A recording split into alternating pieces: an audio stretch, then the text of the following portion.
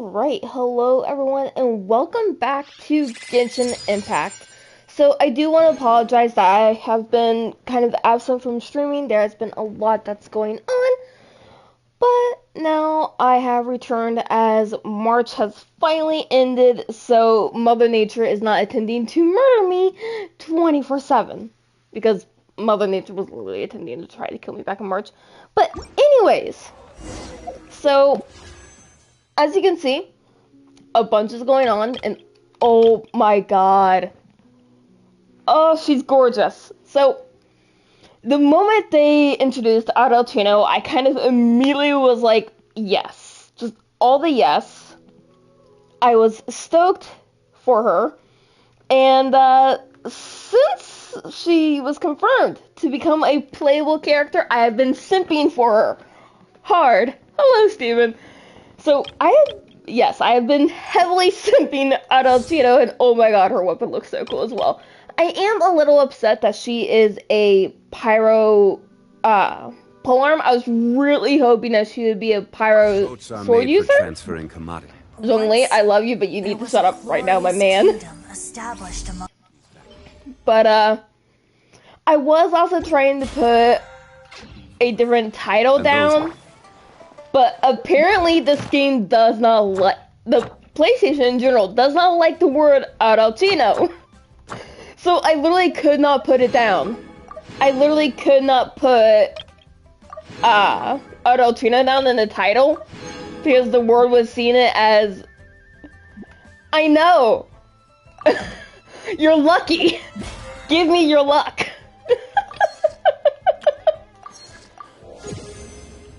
Oh god. Everyone is getting her, and I am praying. Oh god. Look at her, she's so fucking hot. I am sorry. I am simping this woman so hard. Hoyo, you knew what you were doing when you made her, and thank you. Thank you so much. Alright. Let us go ahead and do the test run. You didn't even test her.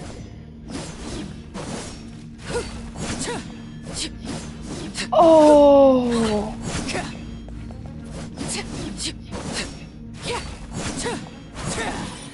Whoa, what's that? Hold on. Let me do that again.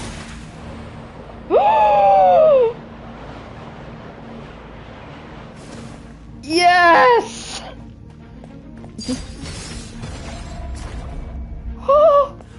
Oh god, that has a very long cooldown.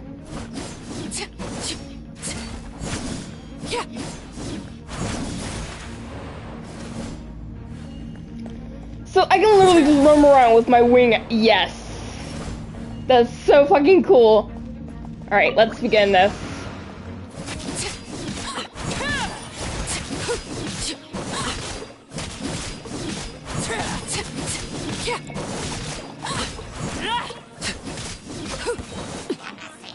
Let me weave you a bow.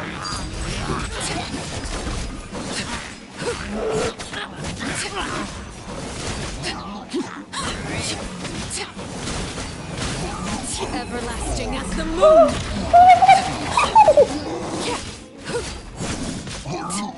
Time to act. Know my sword. Witness the power of laid bare.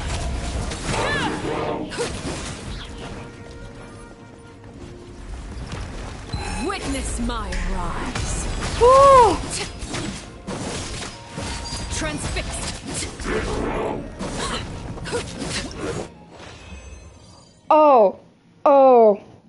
Oh yes.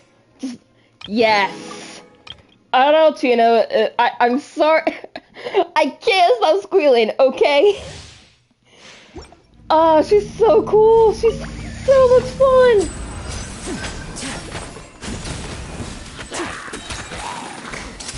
Let's get this show on the road.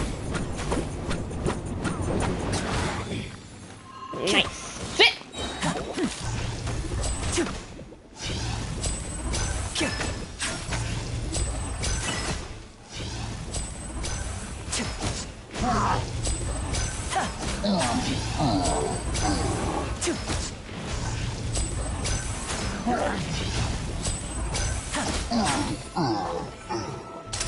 Here comes the finale.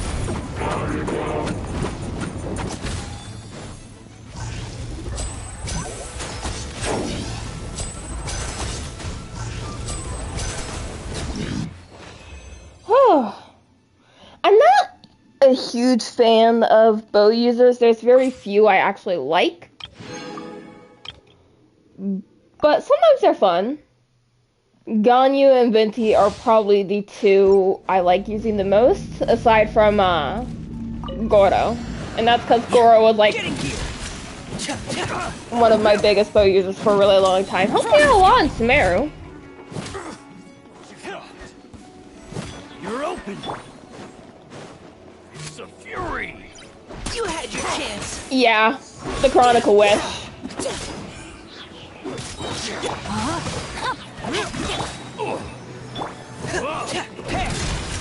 You're open. Going under.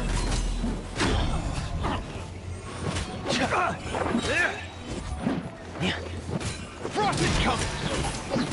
Pair. Getting here.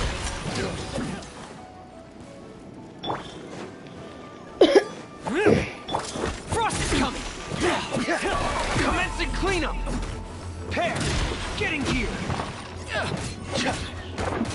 Frost is coming. No, my sword. Let me weave you a. Let the show be. Getting here.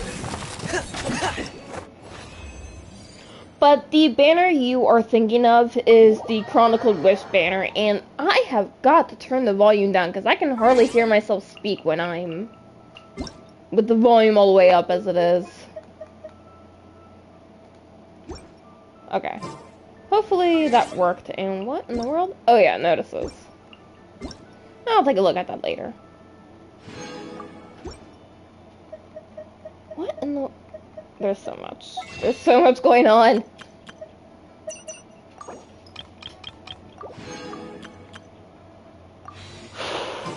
Okay, so hopefully that should have been the last of what I needed for... Okay, I'm at 82.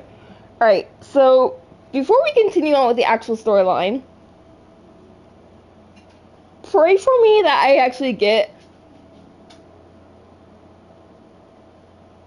Sorry. Alright. Let's start pulling and keep your fingers crossed that I get her. Ah. My RNG in this game is really, really bad.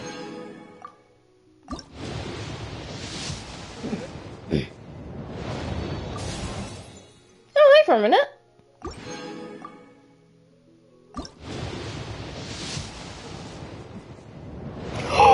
Please, please, please, please, please. I am the Yes! Arlecchino, fourth of the Fatui Harbingers. The children of the House of the Hearth call me Father. I do hope our partnership proves to be a pleasant one, although I would imagine that should be fairly easy. After all, there's no cause for contention between us at the moment. Wouldn't you agree? Only fucking, like, 20 wishes in and I get her. Like, 20, 30 wishes in, like... Thank you, Hoyo, for letting her come home early. Thank you. Oh, Xiangling. Hello.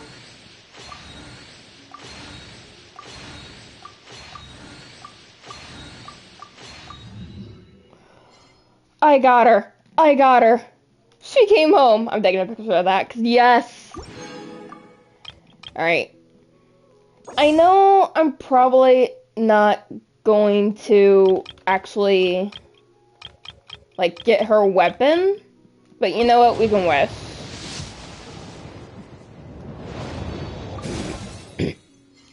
Shinsho, I already have you at C6. My man.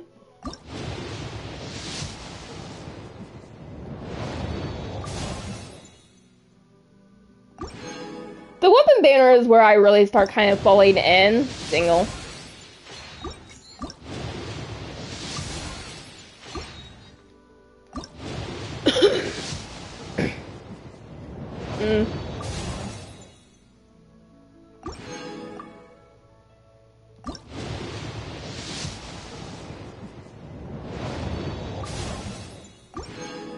I really want her weapon.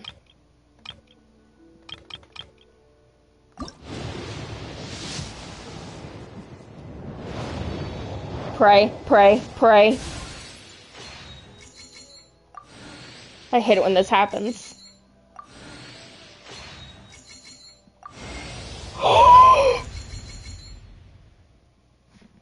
Oh my god!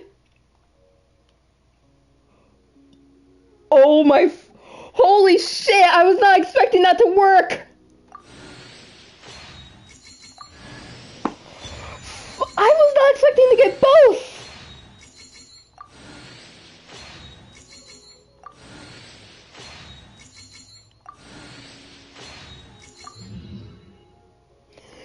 Dude! Alright, you know what? You know what? Hoyo, I forgive you. I forgive you for all this shit you've put me through.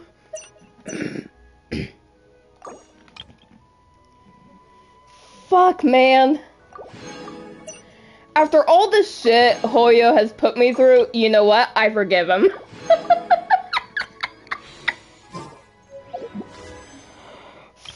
Fuck.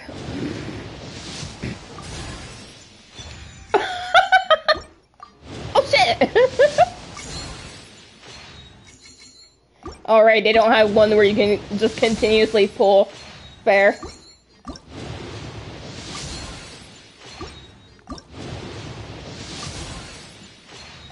You know what? My luck's been going good today, so you know what? Let's just go ahead and do another one. I knew I wouldn't get anything, but you know what? Oh, hi, Liddy! I mean, Lynette. Holy shit!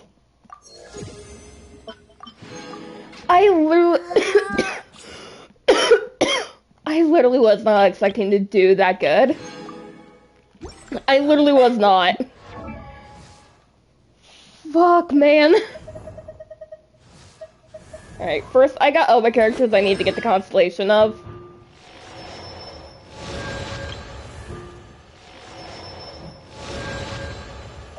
I keep pressing the middle button on the controller, expecting to go to character selection because I've been playing Honkai Star Rail too much. Oh, sweetheart, you're gorgeous. Where's your weapon? Here it is.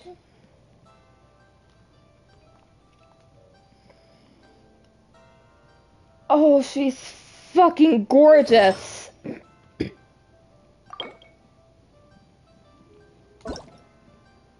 Fuck. Wait. Ooh. Oh. Fair. So, apparently Arlecchino works for one of the new sets that's coming out, but until I kind of get that, I think we should just put her on one of these, on a random set I have.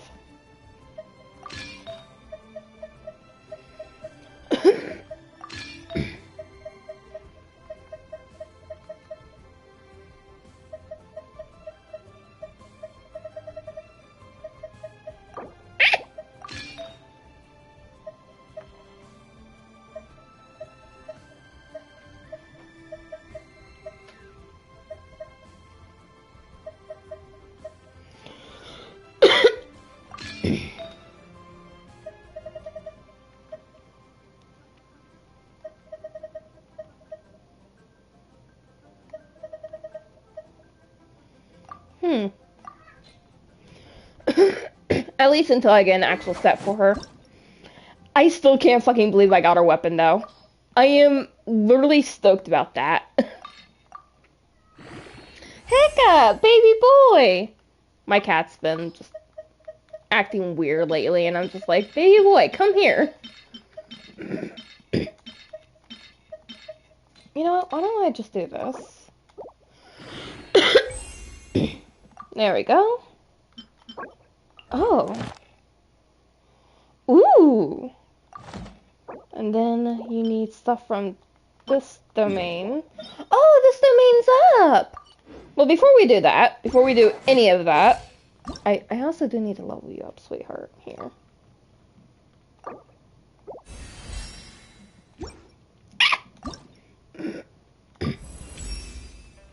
Always keep moving. Arlecchino, I'll listen to your lines in a bit, honey. Fuck! Damn it. Alright. I am the Knave, Arlecchino, fourth of the Fatui Harbingers. The children of the House of the Hearth call me Father. I do hope our partnership proves to be a pleasant one, although I would imagine that should be fairly easy. After all, there's no cause for contention between us at the moment. Wouldn't you agree? I would very much agree. I would very, very much agree. I am just literally sitting here trembling because I was not expecting to get her and her weapon. Staring into my eyes is ill-advised. I can't promise you'll like what you see. But your eyes are so unique and pretty. Why wouldn't I? What could the children be up to? Never mind. Let them do as they please. Something you wish to report? Go on. You have my undivided attention. I am... This memo states that today is your birthday. Is that true? Birthdays should be lively occasions. It's always nice to have an excuse to set formal matters aside every now and then, whether it's for the purpose of celebrating yourself or others. Come, I've prepared a feast for you at the House of the Hearth. Let's not keep the children waiting. I will go wherever you want me to go. An impressive showing of culinary expertise. Perhaps you'd be interested in teaching a cooking class at the House of the Hearth? As long as it means I'm around you more, yes. On occasion, we hold barbecue dinners at the house, and the children prepare the ingredients themselves. They enjoy participating in activities like that, and the feeling is mutual. After all, it's always possible certain familiar faces will be missing from the crowd the next time a similar event rolls around. Ouch, fair. But barbecue dinners, that reminds me of what my own father would do when he hosted like, it didn't even have to be something big. My dad would randomly hold a barbecue at our house, and it was so nice. Always keep moving forward. Never let yourself be constrained by power. I am so freaking happy I have her, though. I was not expecting to get her as early as I did.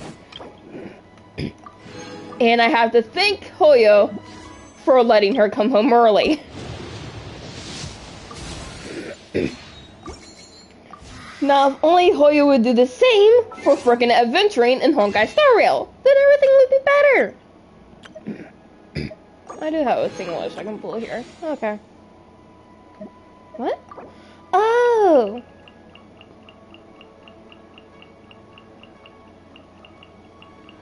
I did not even realize I had all these. What the fuck?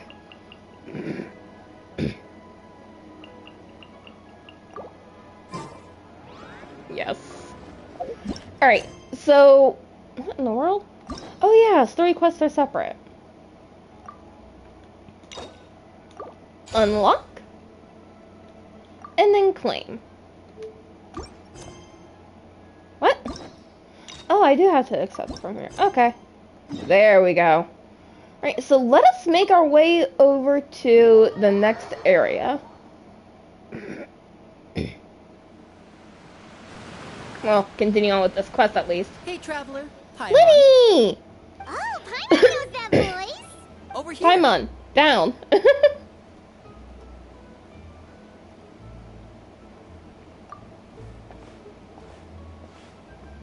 Liddy! To borrow one of the more popular turns of phrase at the moment, this appears to be quite the fated reunion.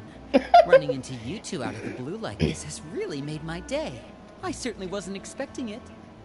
Okay, you're laying it on thick. What do you need help You with? can say that again. What brings you to Poisson? Wait, Paimon's got it. You must be here for one of your magic shows, right? Actually, we've run into a bit of trouble on the home front, so Father arranged for us to stay in Poisson for the time being. Huh? Oh, are Lynette and Fremine here too? Yep, along with most of the other members of the House of the Hearth. You may have noticed Poisson seems a bit more crowded than usual. So you're saying Wonder what the happened. entire organization has moved to Poisson? Sounds like you've run into way more than just a bit of trouble. What's really going on? Well... Since the two of you are so curious, perhaps Hi, I can Knave. fill in the gaps. You scared Paimon half to death! Father, you're here. I do apologize if it seems like I'm clearing my throat a lot. I have something stuck in my throat. You know, on second thought, maybe we don't need to know. It's all probably super confidential House of the Hearth stuff, right? We totally weren't trying to pry or anything. Paimon! Shut up before you make things No need to worse! be nervous. I could sense your genuine concern from your conversation just now. Of course, I can also understand your confusion. Sending so many Fatui here to Poisson, it's only natural that some might suspect an ulterior motive to be involved. You know, I have to go with a more accurate saying because Lumine would still have some reservations. I understand. I'm well aware you've had your fair share of confrontations with the Fatui in the past, and I can't exactly guarantee that we'll remain on good terms in the future. I prefer us to remain on good terms, if only to keep you around, because out of all the Fatui, aside from Tartaglia, I absolutely adore the Knave. Because the Knave's whole thing is just taking care of the children. That's her entire thing, is she just wants children, orphans specifically, to be safe and have a home. Because that's how it was for her in the past. As for right now, however, I would say we have little reason to be at odds, wouldn't you agree? I definitely The agree. House of the Hearth could stand to be more open with those who have worked so closely with us in the past. Lenny just looks done, I'm not gonna As for lie. the issue at hand, well, it hardly relates to any ulterior motive. To be frank, it all stems from a certain rumor circulating around the House of the Hearth. It's an internal matter. What sort of rumor? A rumor that a certain phantom child is hiding away in the House of the Hearth. A phantom child? Ooh, just hearing the name is giving Paimon the creeps. A spirit that should have long ceased to exist is lurking in the shadows of the House of the Hearth. So I decided to bring the children to Poisson before continuing to investigate the situation. I expect I should be able to track down the spirit fairly quickly. After that, it's just a matter of resolving the situation, if you will. It shouldn't be much trouble at all. If you're curious, or if you still have some concerns, it might be advisable to stick around for a few days. I'm sure the children would be exceedingly pleased to welcome some visitors. Considering the fact that Lenny, Lynette, and Fremine seem to have adopted the Traveler in without the Traveler's consent, yeah, they probably would be happy to have us stick Lenny, around. I'll leave you to entertain our guests. I have some matters to attend to. Of course, Father. And considering the fact that Arlecchino did also kind of just adopt us into the House of Hearth with our consent, we're kind of a child of the House of Hearth ourselves as well at this point.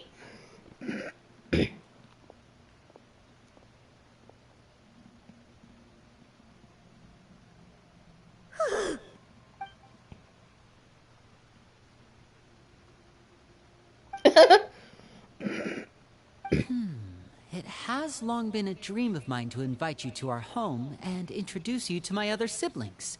You're quite well known in the organization already. A lot of people have been talking about you, especially after everything with the prophecy. Well, considering the fact that we also did kill someone of the House of Hearth back in Sumeru, I'm not surprised. If you're willing, why don't you stay a while and have a little chat with us? Alright. We don't have anything else to do right now anyway. But let's be clear, we're just gonna be there as guests, okay? Don't get any funny. Paimon. For your Paimon! guests, probably means we'll be treated to lots of yummy food, right? Paimon! Of course. During our stay in Poisson, we've been helping out the locals with some fishing. We bring in quite the bounty every day. In fact, today's the perfect chance for me to show you what I can do in the kitchen. Let's go. I'll take you to where we're staying. Paimon in her greedy stomach. when the hearth flame goes out. Ah.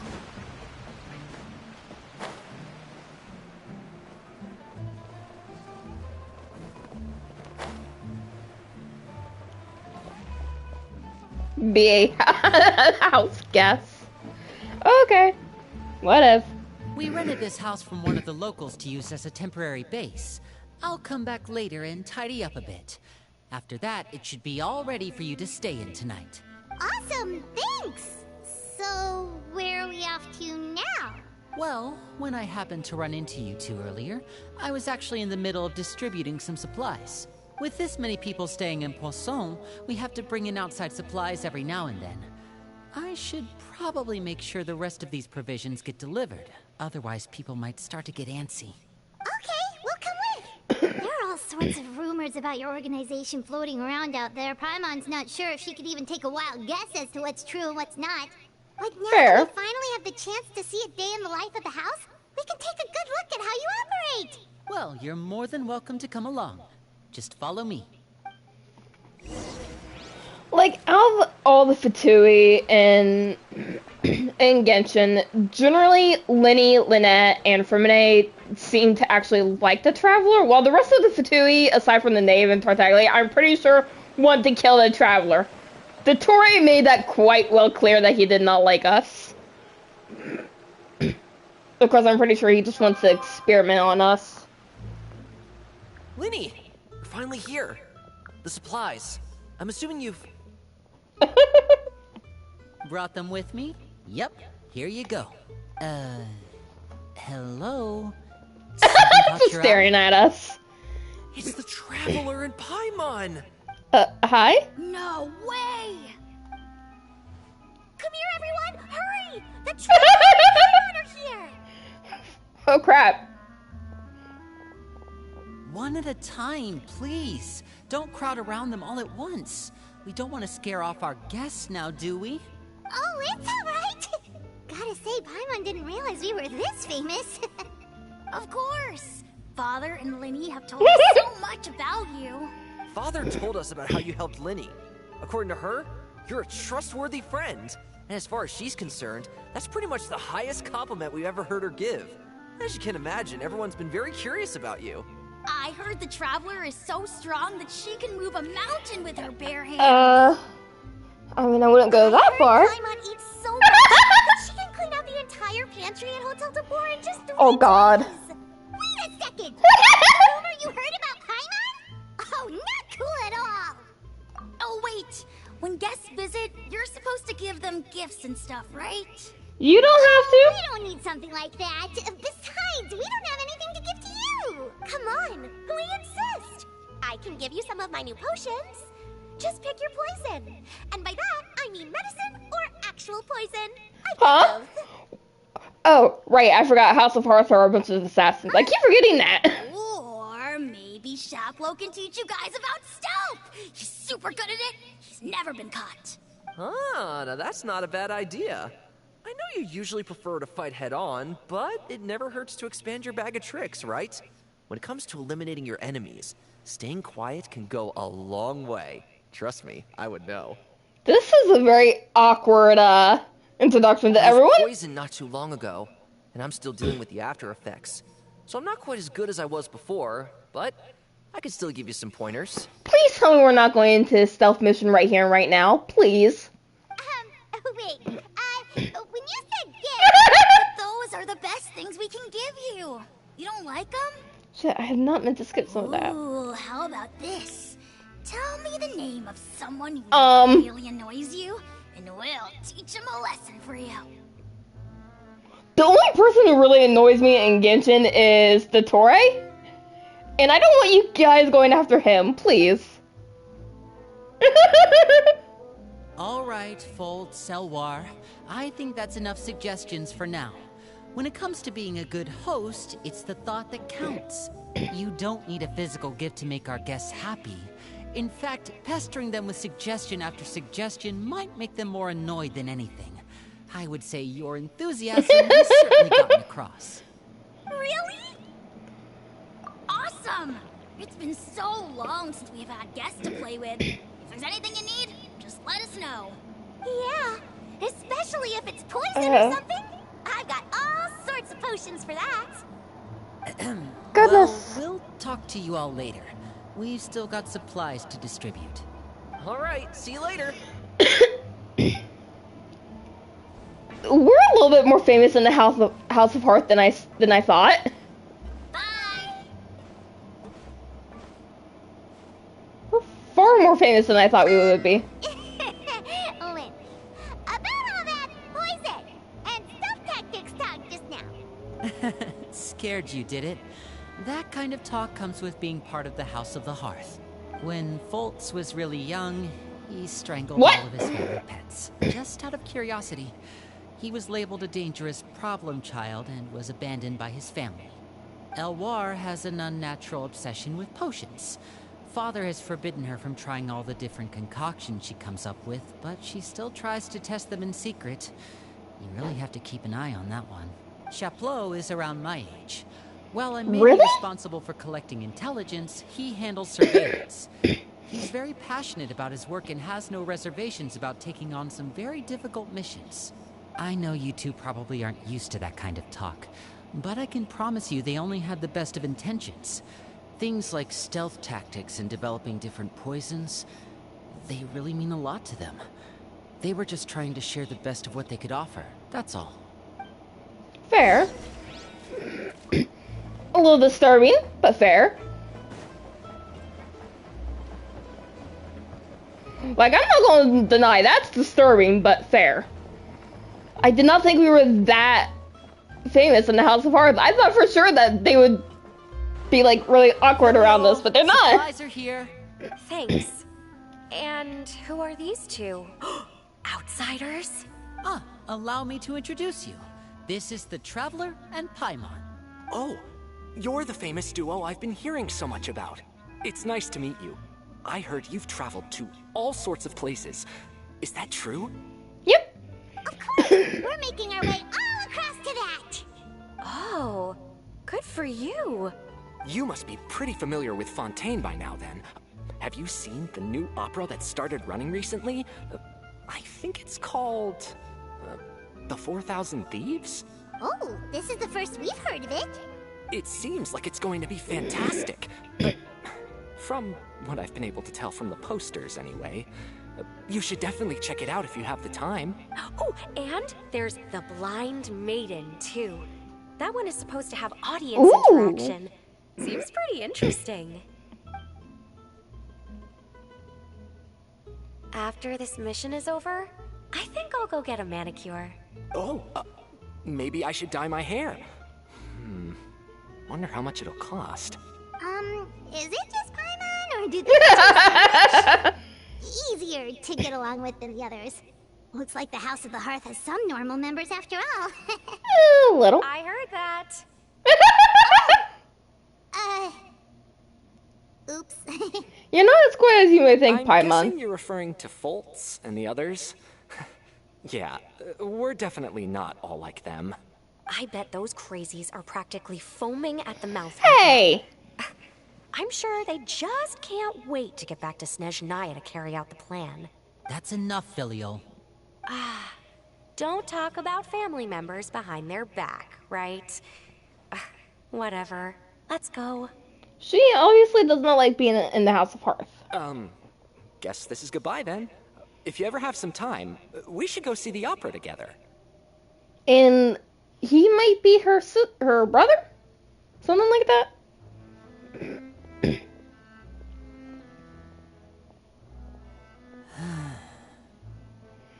Must be hard getting everyone to get along. That's it for the supplies.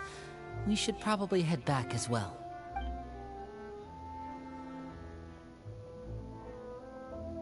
Well, they didn't seem too happy with each other. Seems like there could be something more going on here. It's better not to pry. It's an internal matter. Only guess after all. Oh, Linny's getting super far ahead. Come on, let's catch up. Oh!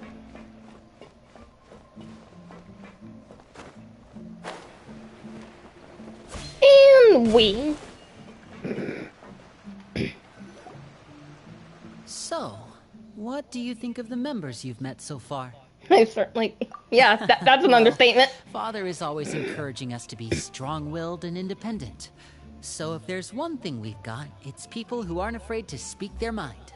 Well, I should probably get cooking. Wanna join? Of course! Then let's head out.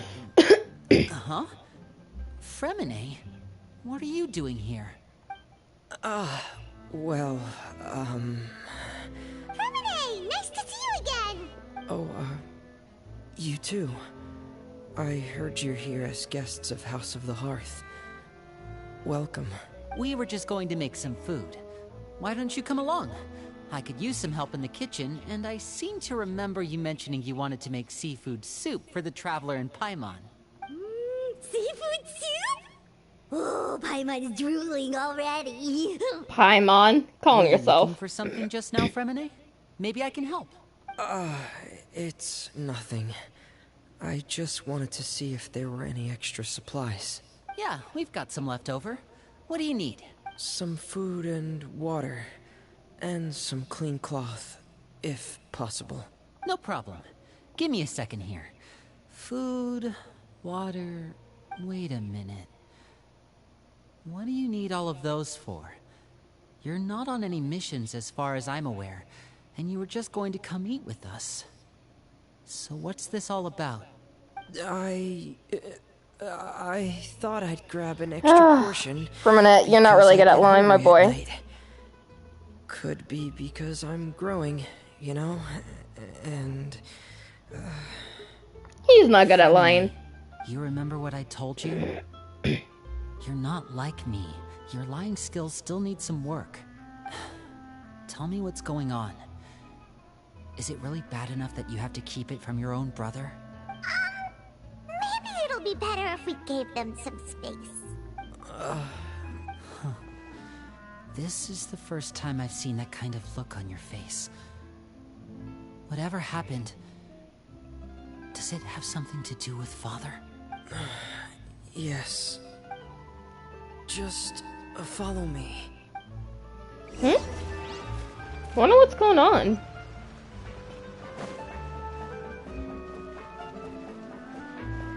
Fremine doesn't seem like the type to lie, which is probably why his lying skills aren't really good. Yeah, I've been on I've also been on the hiatus with the game as well. Because I'm in the point of the Trails of games where it's like a really slow and I fall asleep when I'm doing those streams, so I completely went the wrong way.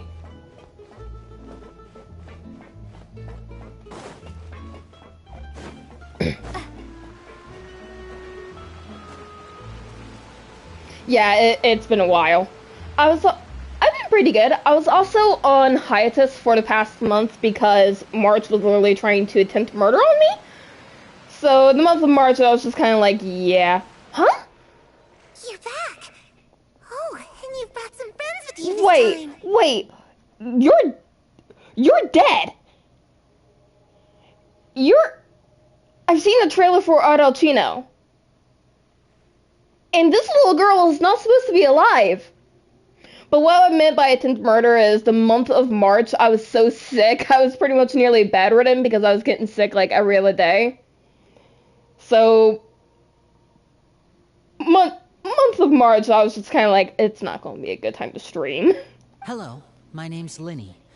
I grew up in the House of the Yeah, Hearth. I'm not talking about literally. And you are? Just definitely felt like it. Lenny, I'm also a child of the House of the Hearth, just like you.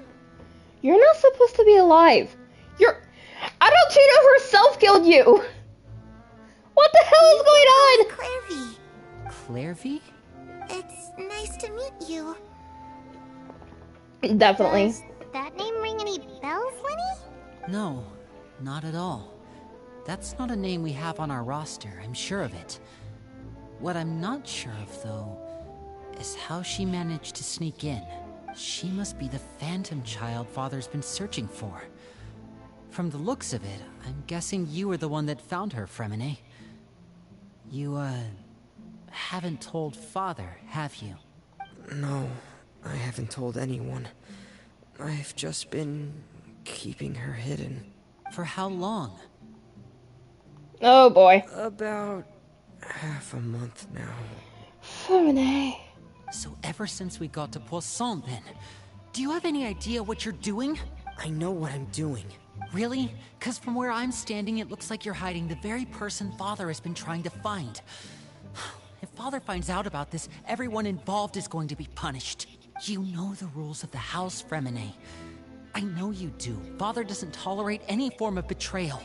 So why are you doing this? I've thought it through. And I just can't hand her over like that.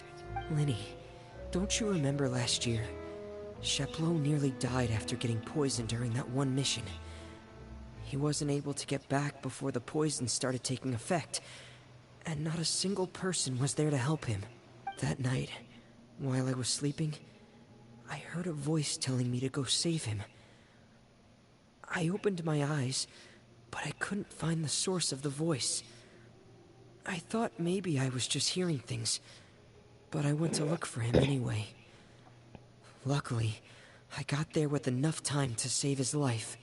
That feeling of being haunted, of hearing voices, it's happened many times in the House of the Hearth. I'm sure you've noticed. So what you're saying is, that was her? She was the one who spoke to you that night? Unless there are other spirits roaming around the House of the Hearth, I don't Alrighty. think there's any other possibility. Hope work goes well. You'll learn. Alrighty. Thank you. If Clairvy were our enemy, it wouldn't matter whether she was a spirit or an actual child.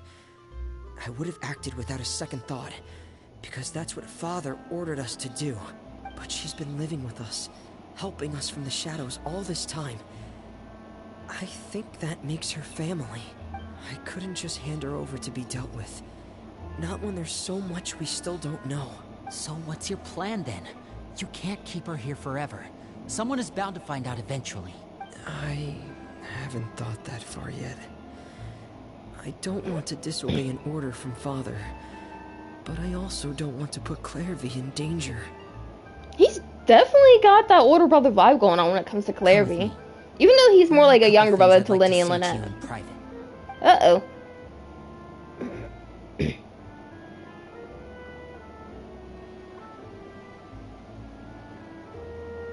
Fremine might be in trouble.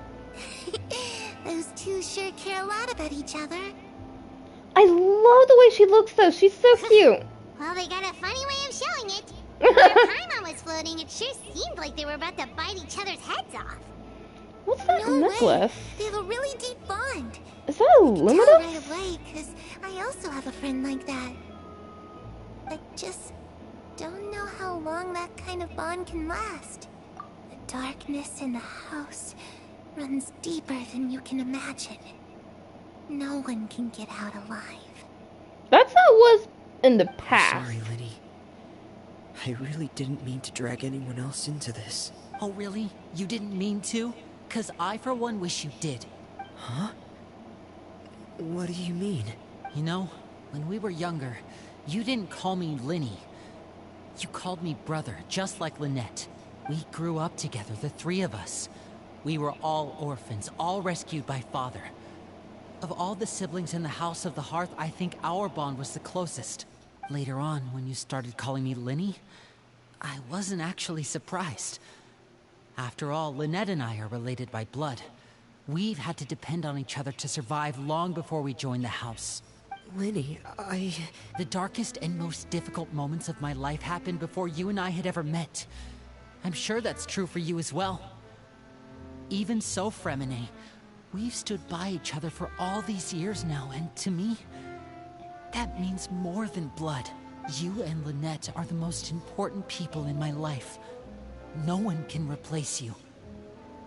So I won't let you face anything alone. Not if I can help it. Oh, looks like things are getting kind of heated between Linny and Fremine. Maybe we should go check on them. I prefer not. Someone needs to keep an eye on Clairvy. It's raining. I should put my clothes away. Oh no. Hey, you two! Hope we aren't interrupting anything. Like a fight. Oh, wait a a minute, Fremine, you're not crying, are you? Is everything alright? Everything's fine. Thanks for asking. Aww. We're all friends here, right? We've been through so much I don't see together, Clarity so anymore. If there's anything Uh-oh. we can do to help, just say the word. It's just a small family dispute. It's not something our guests should trouble themselves with. In fact, it might be better if your stay ended here. What are you getting at, Traveler? When guests are around, families are often on their best behavior. And any disputes are less likely to escalate. That's what you're trying to say, isn't it? I just... Thank you. I was really hoping to keep you out of it. But even if I could think of some other reason to turn you away, I'm not sure I could convince you. I know things could turn dangerous, so I promise you this.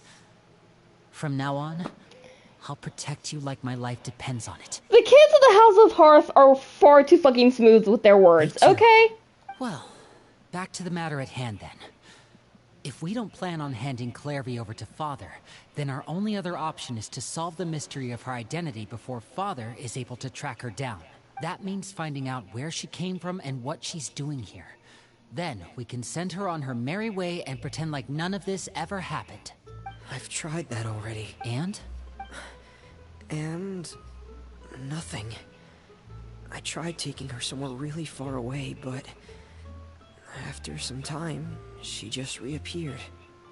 She even came with us all the way to Poisson. It seems like wherever the house is, she follows. Oh, look at that face. I don't know much about spirits.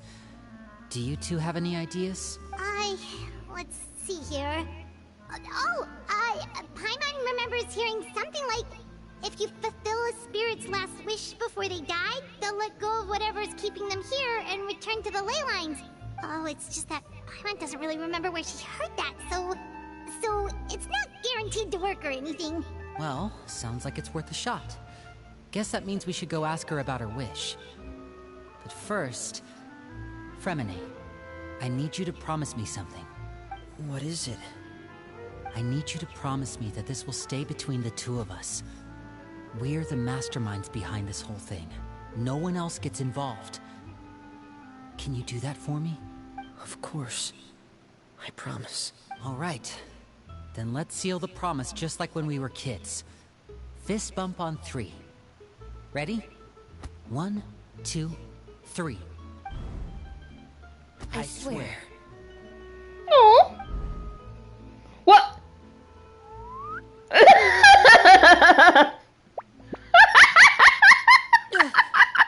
Whoa! Lynette! But what a surprise!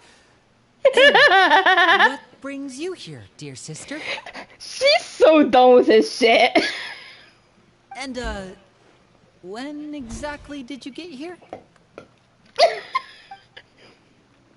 She's gonna smack him, isn't she? He's like, oh boy. You're an idiot, brother. And you too, Fremine. You 3 Paimon's like, travelers, and you 4, Paimon. wait, what? We do. I've seen Clarevy around the House of the Hearth before. I hadn't seen her in Poisson, so I figured she must not have come with us. But it turns out, you were just hiding her. I heard you talking about your plan. Rather than steering clear of the situation, I'd rather fully join in. If you don't agree, I'll have no choice but to report everything back to Father. Simple as that. Fuck! You're not giving us much wiggle room here, Lynette. Well, I guess we're all in this together then. After we talk to Clarevy, we'll figure out our next move. I've always wondered something. Lenny and Lynette are brother and sister by blood.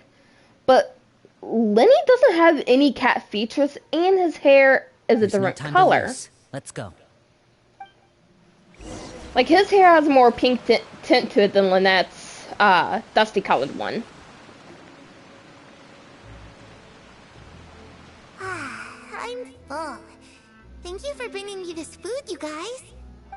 She said she's full, but the food doesn't look like it's even been touched. That's right. Based on what I've been able to observe, it doesn't seem like Clairvy can interact with the physical world at all. Still, when she's presented with food, she'll always linger around it for a good little while. Maybe, in her mind, she really is eating those things. Does she know that she has already passed away? I've tried to ask her, but she didn't answer. My guess is that she's just as confused as we are. Or maybe she couldn't understand the question at all. Clairvy, if you've got some time, I'd like to ask you a few questions. Sure. Oh, another new friend. Hi, I'm Clairvy. I like her hairstyle, I won't deny. Clairvy, how did you join the House of the Hearth? Huh? Isn't it the same for everybody? The Knave brings you here and then you can't leave. It's just that your name, it's not on the roster. And I've never seen you before. The roster? Oh, I get it now. I think there might be some things you don't know about this place. The people in charge, they're not as nice as they look. They say they keep a roster, but it's not complete. There are a lot of people who aren't on it, and never will be. The name definitely changed a lot of things when she In this house, came in charge. some people are family, and other people are just test subjects. Those kinds of people aren't ever going to get a place on the roster. Unless it's the roster of people who've been executed. Wait, does that mean the Knave... Is there anyone that can vouch for you? Perry. She's my best friend. She's the only one I trust in this place. Have either of you heard of that name before? No. Me neither. Clairvy, Perry. Neither of those names are on the roster. But it seems like she's telling the truth. Either that, or this kid's already got a bag of tricks bigger than mine. Maybe we should try a different approach. Clairvy, do you have a wish? A wish? It can be anything you want. Just imagine. It's your birthday, you're blowing out the candles, and your wish is...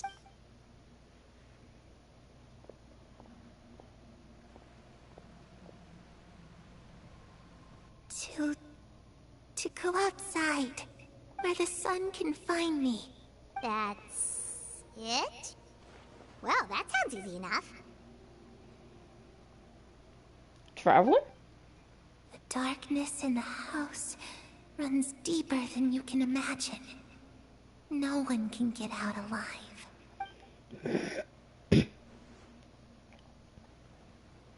Okay, time to divide and conquer. Listen up. I've got a plan. I'll try and find a way to use basic illusory magic to take Clairvy outside and bring her somewhere with sunlight. Lynette, try and find the list of executions that Clairvy was talking about, and see if her name is on it. Fremine, you stay in Poisson. We can't be the only ones who've had run-ins with Clairvy. I need you to collect intel on everything she's said and done. Understood. I'll try my best. What about us? What should we do? I really appreciate your willingness to help, but this is a family matter. I don't want to drag you in too deep. It's too risky. You guys kind of adopted me in without my consent, so I'm part of this family as well. Since Father considers you to be guests, maybe you could stick by her side for a little while. You don't need to do anything except keep up some nice, casual conversation. Ah, Paimon gets it. You want us to distract her. I'll give you a magic bird. If Father suspects something, all you need to do is release it when she's not looking, and it'll alert me that something's wrong. Of course, that's only as a last resort. If Father doesn't seem to notice us, there's no need to make contact. We'll reconvene here tonight after all's said and done. If the worst-case scenario happens and we're discovered, just tell Father everything. We're not going to let our guests get punished for our own actions. That's where we draw the line. You too. Be careful. Okay, this is where we part. Father should be at the beach nearby.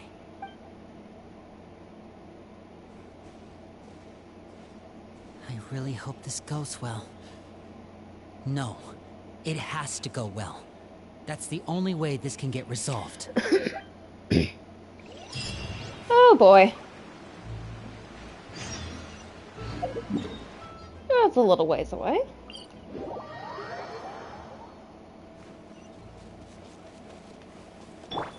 Yeah.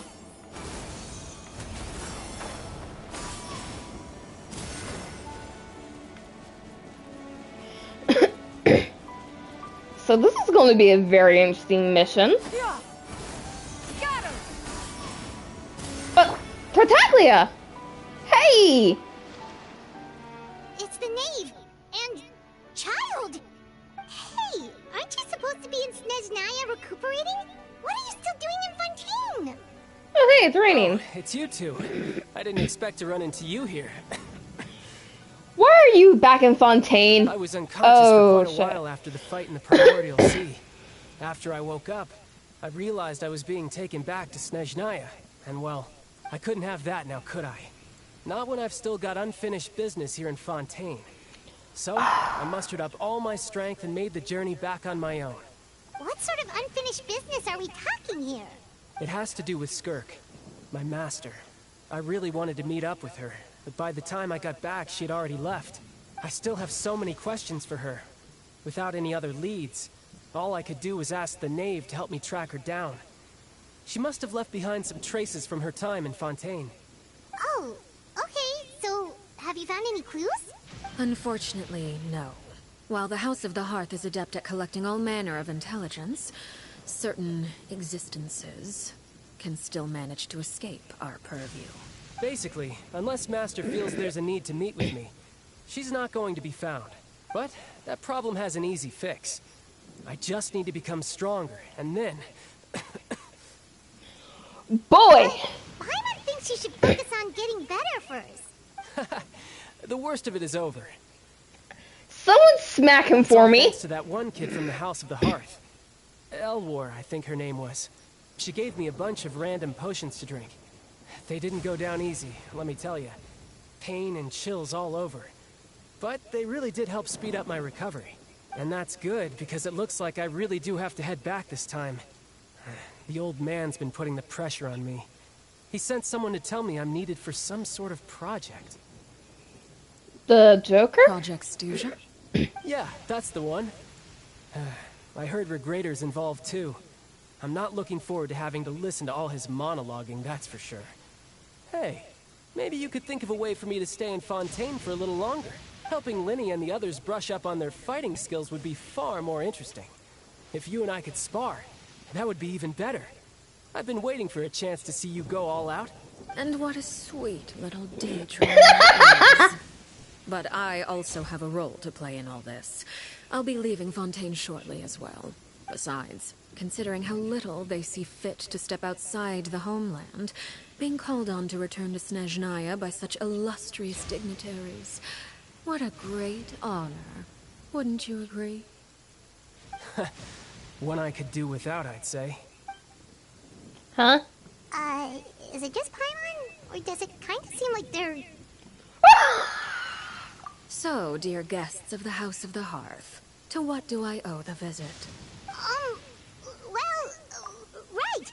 We're super close to Linny and the others, but we still don't know much about you! Is that so? Introductions have already been made, have they not? Well, you see, there's only so much you can learn about someone from a short introduction. At least tell us something a little extra, like, why do you call yourself father? Huh, good question. I'd also like to know. Can I just push Tartaglia into the sea? He needs to go back home to The Snezhnaya. fact that you have to ask tells me our intelligence work has been quite successful. Telling you the answer to that question would only serve to undermine that success. And we can't have that, now can we? Then give me a test. Spoken like a true diplomat. That was some expert sidestepping right there. Well, if there's nothing else, I think I'll take my leave. I still have a small matter to resolve at home. Wait, don't go! Uh-oh.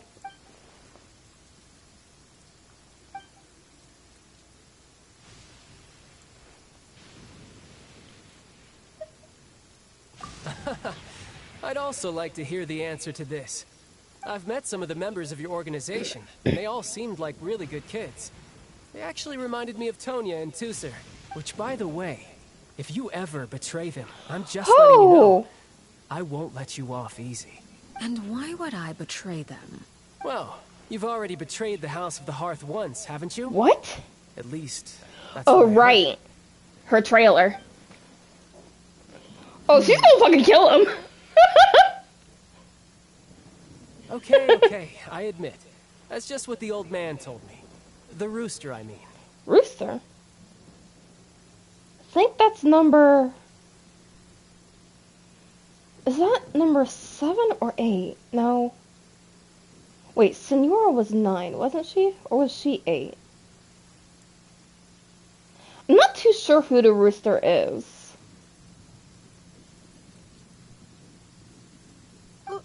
Wait, did you really do something bad to those kids? Never mind what I've done. I'm more curious as to what the mighty rooster had to say. Care to enlighten me? Oh. Well, nothing much. Just some stuff about you taking out many other members of the House of the Hearth, and even going so far to attack your own family. I see. Oh, based on your reaction, I'm guessing it's all a bunch of lies. Hardly. I don't appreciate his particular turns of phrase, but I suppose he didn't say anything untrue. Although, it would be more accurate to say that there is a certain level of prejudice involved. But I don't intend to clear that up just yet.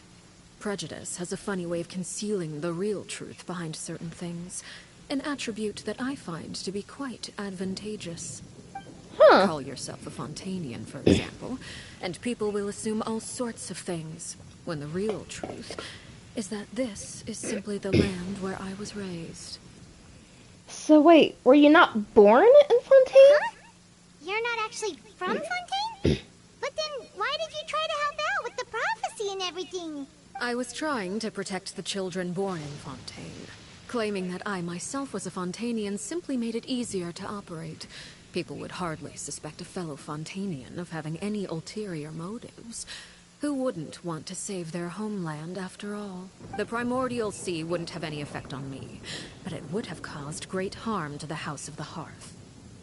Well, you wanted extra information, didn't you?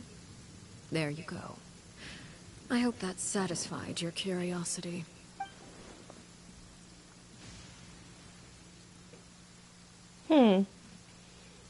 So, you stayed in Fontaine for the kids.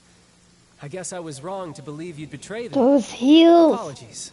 Looks like I was holding on to some prejudices myself. Good. Like I said, I like it when others have misconceptions of me. Actually, while I was recuperating at the House of the Hearth, there was something else that really caught my attention.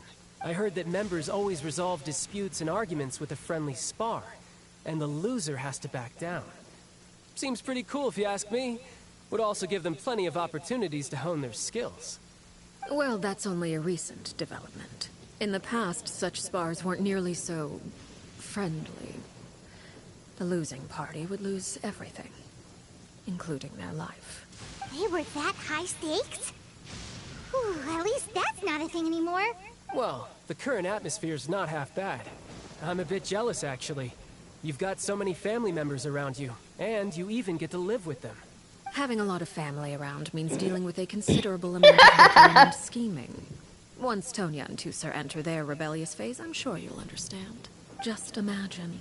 Tusser becomes obsessed with plucking out strands from the rooster's mustache, or Tonya decides to dye her hair 42 different colors. Okay. I get the picture. He did not like that at all.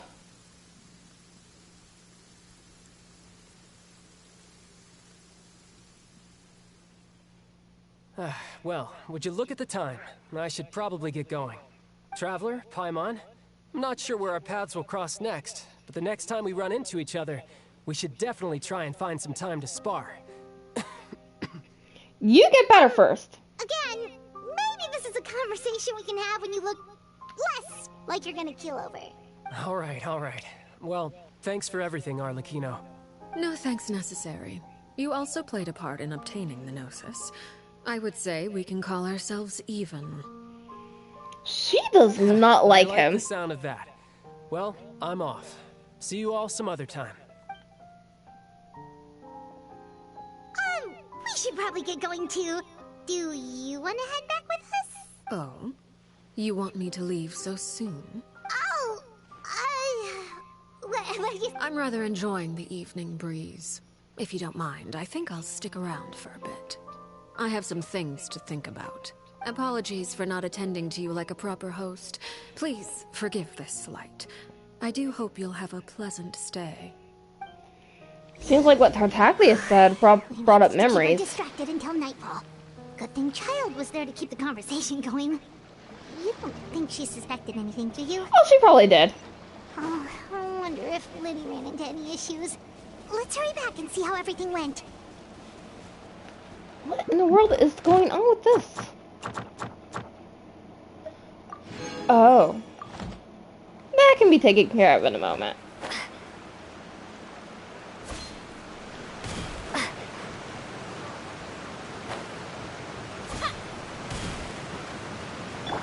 Yeah! Skyward! Scatter!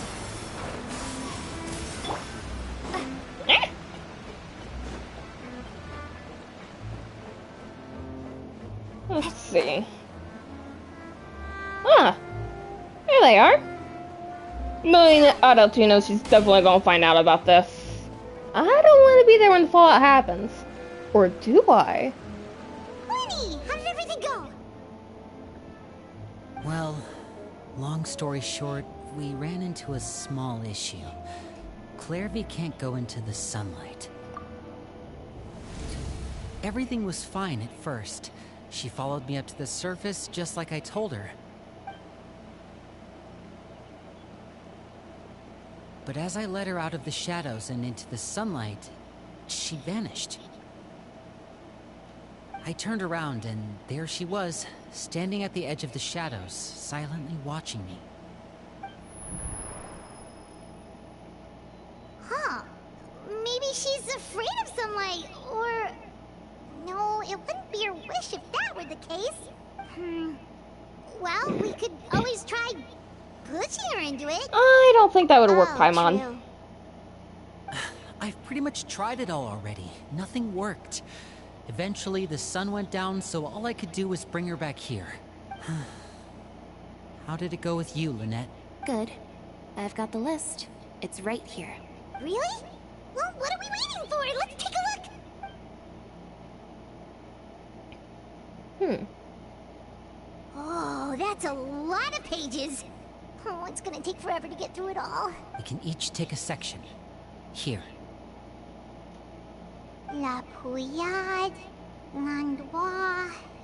Yeah. Well,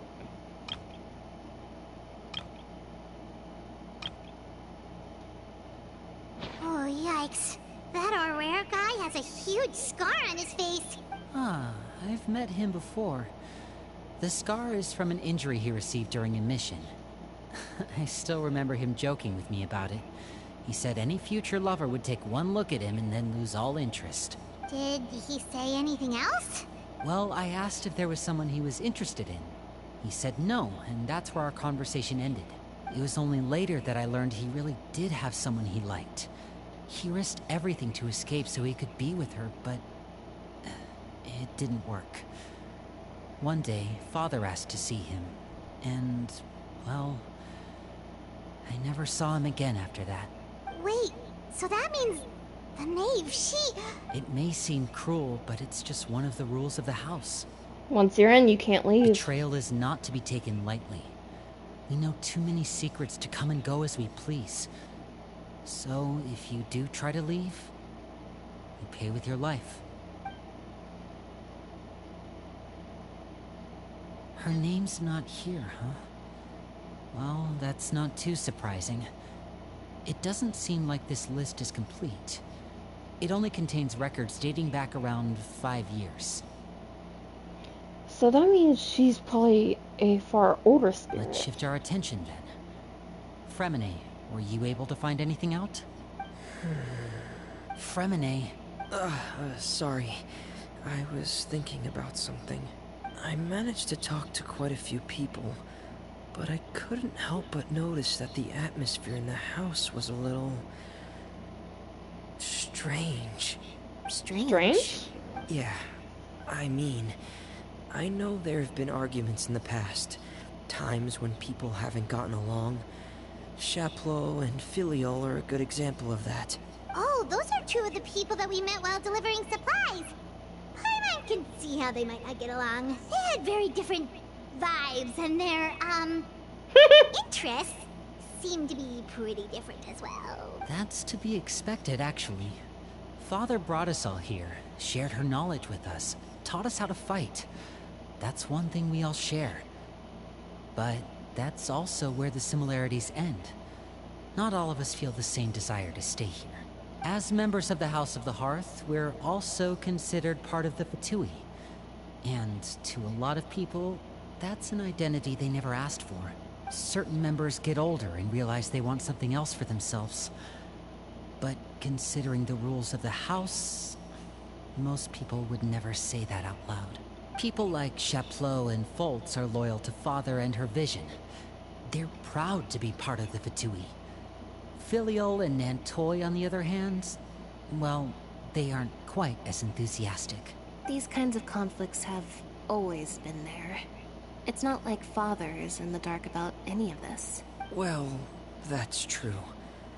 But it just feels like things have gotten worse lately.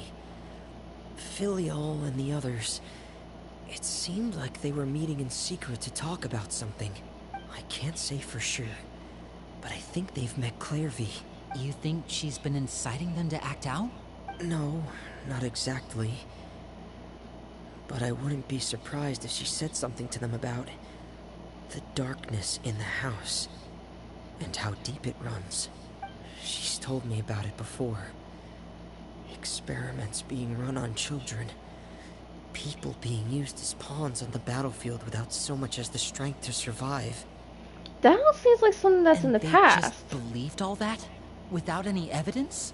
Clairvy's words probably gave them the excuse they were looking for. Whether they actually believe them to be true is secondary. This is all because of Project Stuja, isn't it? Whoa. Hold on a second. What's this Project Stuja all about, huh? This is the second time it's come up now. Sorry, but I'm not sure of the details either. I only know what Father has told us, which is that it's something the Rooster and Regrader have been working on together. Apparently, it has to do with the Fatui's strategic plan for the future. Because the House of the Hearth was so successful in obtaining the Gnosis, we now have the honor of playing a key role in Project Stuja. Wait, but isn't that a good thing? Key role is just another way of saying dangerous role. To us, the whole thing is an inconvenience. Father thinks so too, but she's in no position to refuse. Their plan isn't exactly unreasonable, and they've been funneling the house a lot of funding. It's just that we'll lose a lot of members in the process. Participating in the plan, it's an honor in name only. What they're really trying to do is subdue us. The existence of an intelligence organization outside their control makes them feel uneasy. Oh.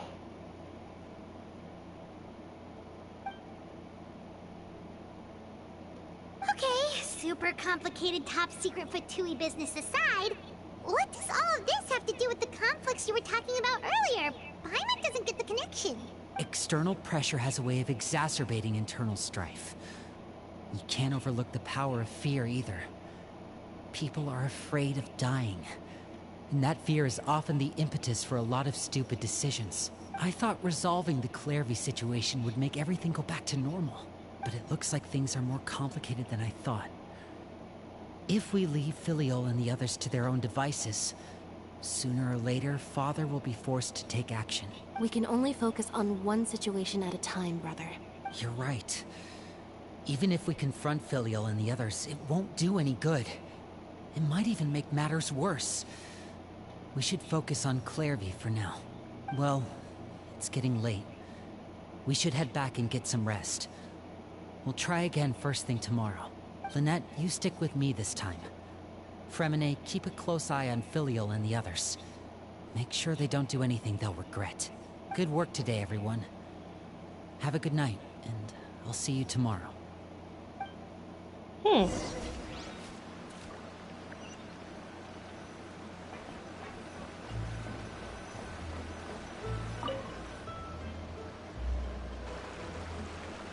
Oh, well, I didn't get to read any of that. Looking forward to an early night, but she can't sleep at all. Hey, you don't think the Knave will be too angry with Lenny and everyone if she finds out about all this, do you? She'll probably be pretty angry. It's scary when she smiles. If she were to actually get angry... You have to protect Paimon if that happens, okay, Traveler? Trust is ever, Traveler. Clary, where are you going? Look over there. Quick, let's catch up with her before anyone sees.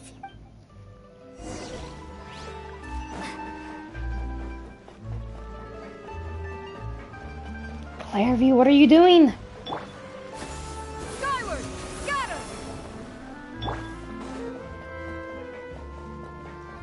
Over there.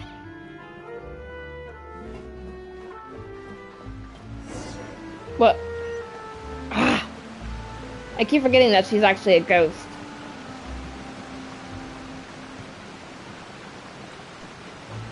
Oh, where is she going? Oh, if someone sees her, we're toast.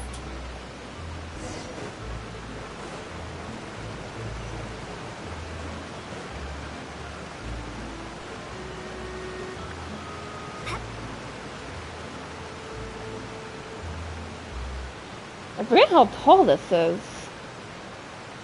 Come on. There we go. Look, she stopped.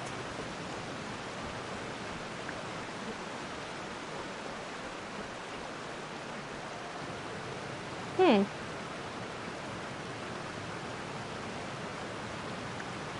Clairvy! Shh. I opened the window while no one was looking. Look how pretty the outside is. If only I could have more than this. You probably think I'm being silly, huh? All this hopeless resisting. It's better to dream of what I could have than try to make it a reality, right? Please, help us get on the same page here, Clary. We need you to tell us what you know. Can you do that? Sure. Although, after you hear all this, I think you might regret that decision. Everyone in this family is nothing more than a tool. Something to be used and exploited. We're all expendable. Including me. As long as you're useful, you get to stick around. Lose your value. And you're handed over to the doctor, experimented on, Oh god. and given a fate worse than death.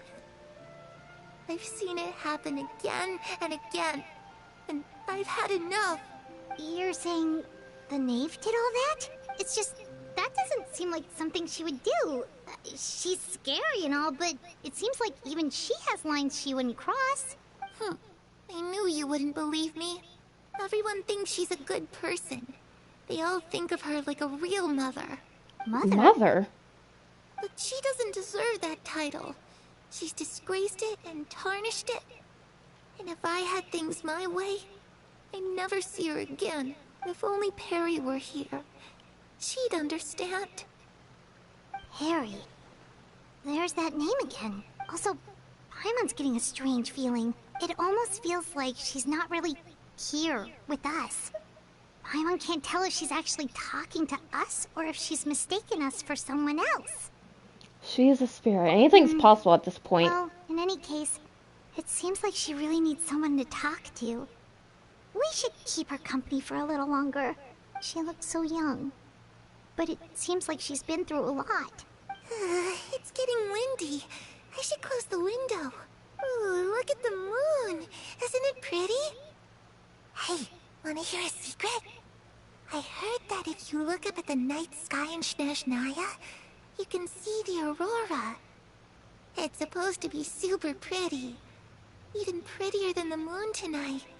I'd love to Perry see and it. I promised each other that once we're older, we're gonna go see it together. But I can't find her. I'm worried she's also been No, that wouldn't happen to her. She's special. Mother likes her a lot. I should really go talk to Mother. But we just fought. She doesn't want to see me. And I'm too scared to face her. What should I do?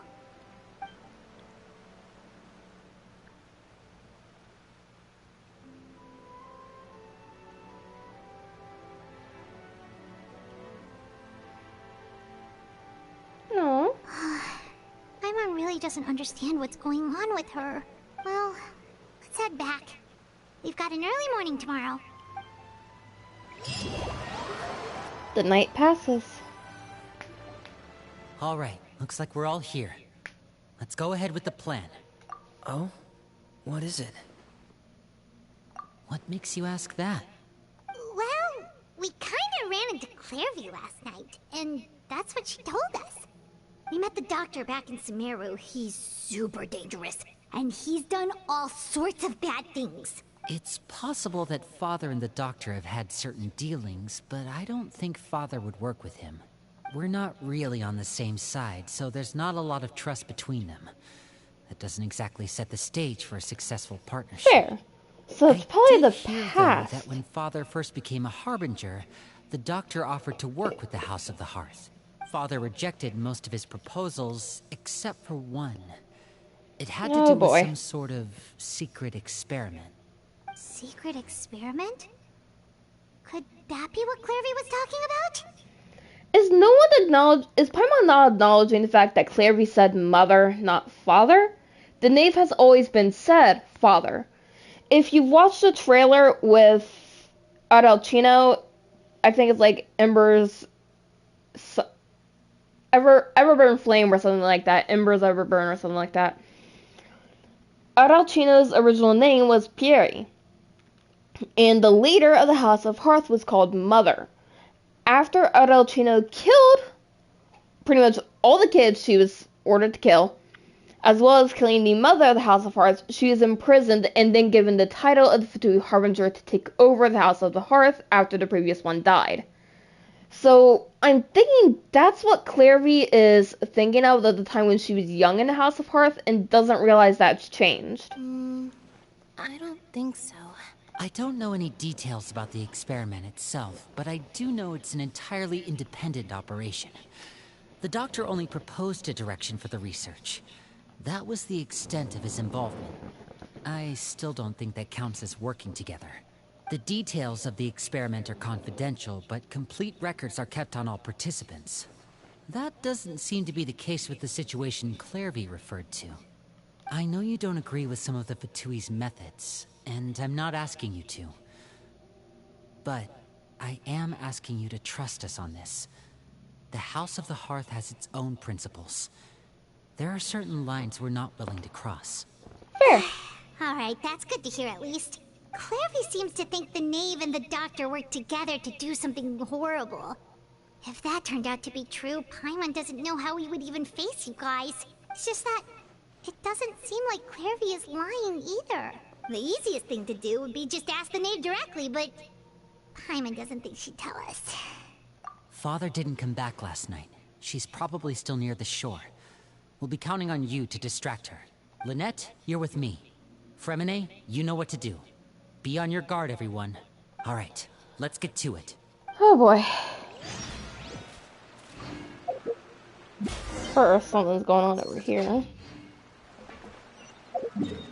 She is. You know what? I'm gonna go here first real quick. And turn in my commissions, because if I don't do that, I'm going to forget. Ad Astra Abyssosk. Thank you for completing today's commissions. Alright, and then Ad Astra Abyssosk. do this. I'm glad that they added the recall all dispatch all. It makes things so much easier. Okay. Okay, I can't help it. I gotta go to the fountain. I'm sorry. I have been waiting for this to pretty much update. Because I have so many coins.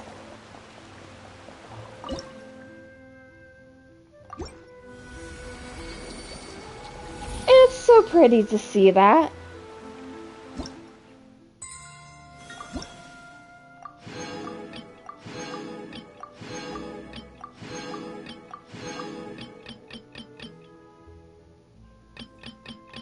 Oh?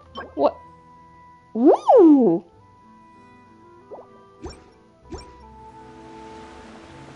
That looks pretty. Wait, shit, what did I just get? Okay.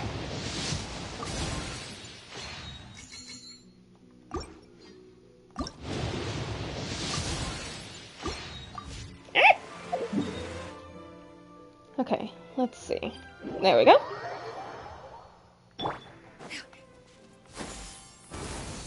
Got him! That's not what I was expecting. I've literally been using Zhanyun to get around faster.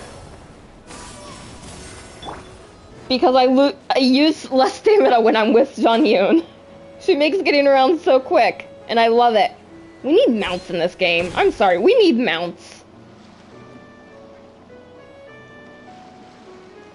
Ah, it's you two again.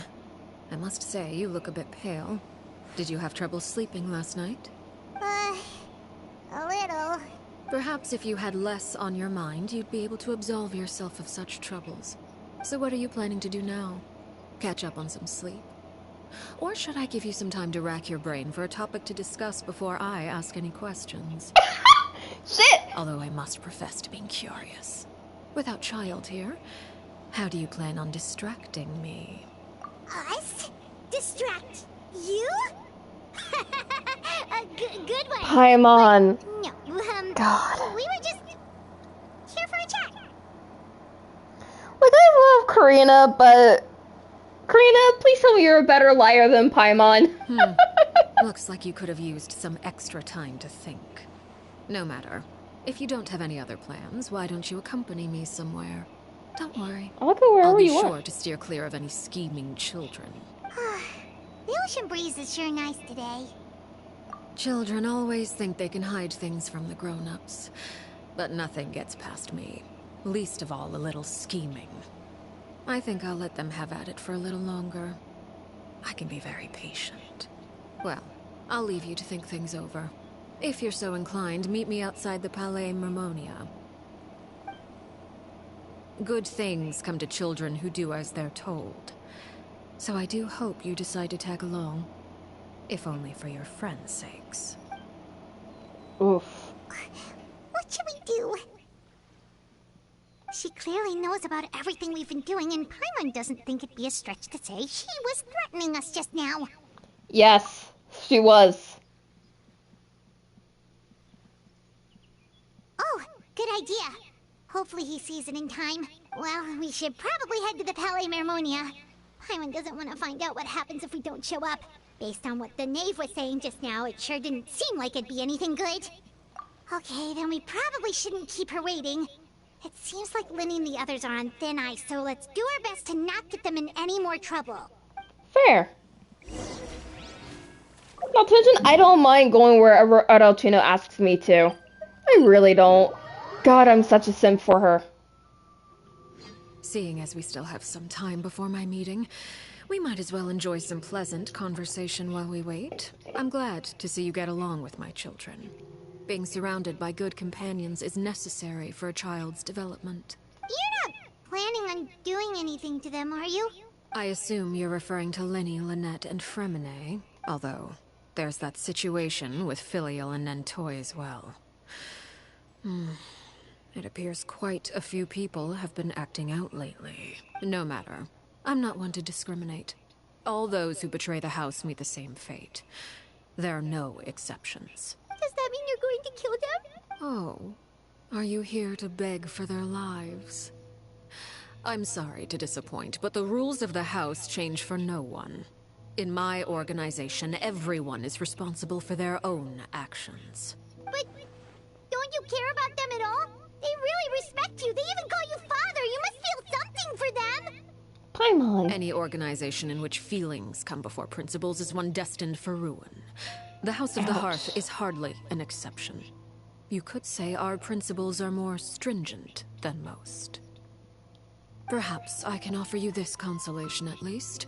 As our guests, you two will not be held accountable along with them. I would imagine Linny, Lynette, and Fremine will be able to keep their lives.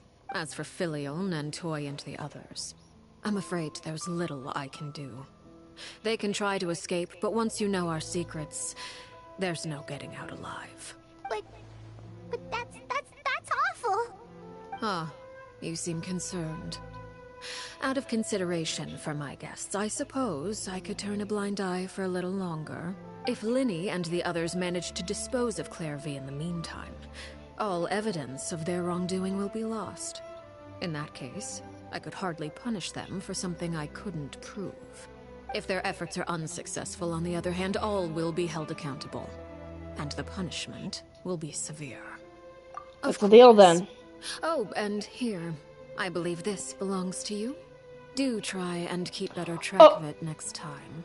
It takes a considerable amount of time to train a bird like this. It would be such a pity if you were to lose it. Permanently. How did she... Wait, where did you get that? Well, I'm afraid that's all the time we have to chat. Now, for the matter at hand. I asked you to meet me here because I have business at the Palais Mermonia. It has nothing to do with you, but I think it would be prudent for you to stick by my side for the time being. There will always be time later to run off and tell Linny what you've learned. Well, time to go. Looks like we wrapped things up just in time. Huh. I figured the Knave already knew, but having her subtly threaten us about it is doing things to my psyche, and I don't know how to handle it.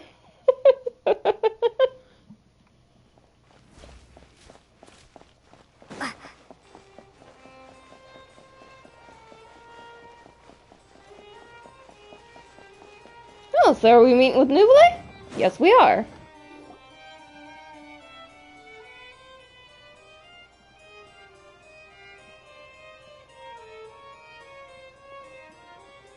It's been a while, Monsieur Neuvillette. I must say, I wasn't expecting my meeting request to be approved quite so quickly. The Palais Mermonia operates with an efficiency worthy of admiration. It is only right that an esteemed diplomat such as yourself should be afforded the proper level of respect. Although, if I may speak plainly, I must confess that I did not anticipate we would have the occasion to meet again after presenting you with the Gnosis. I see you brought the Traveler and Paimon with you as well. If I may inquire as to the purpose of your visit. I'll be departing Fontaine shortly. There is, however, an outstanding matter that I would like to see resolved before I go. It requires a rather lengthy explanation, I'm afraid. So I took the liberty of explaining everything in this proposal. Please review it at your leisure, Monsieur Neuvillette. She's not giving him a chance to talk to us. Damn, she knows how to take control of a room. She also looks incredibly tired.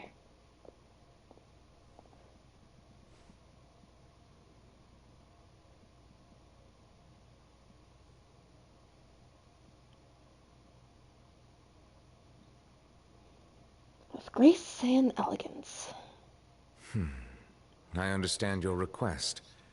However, at the risk of causing offense, I must admit that I fail to see why you would wish for such a thing.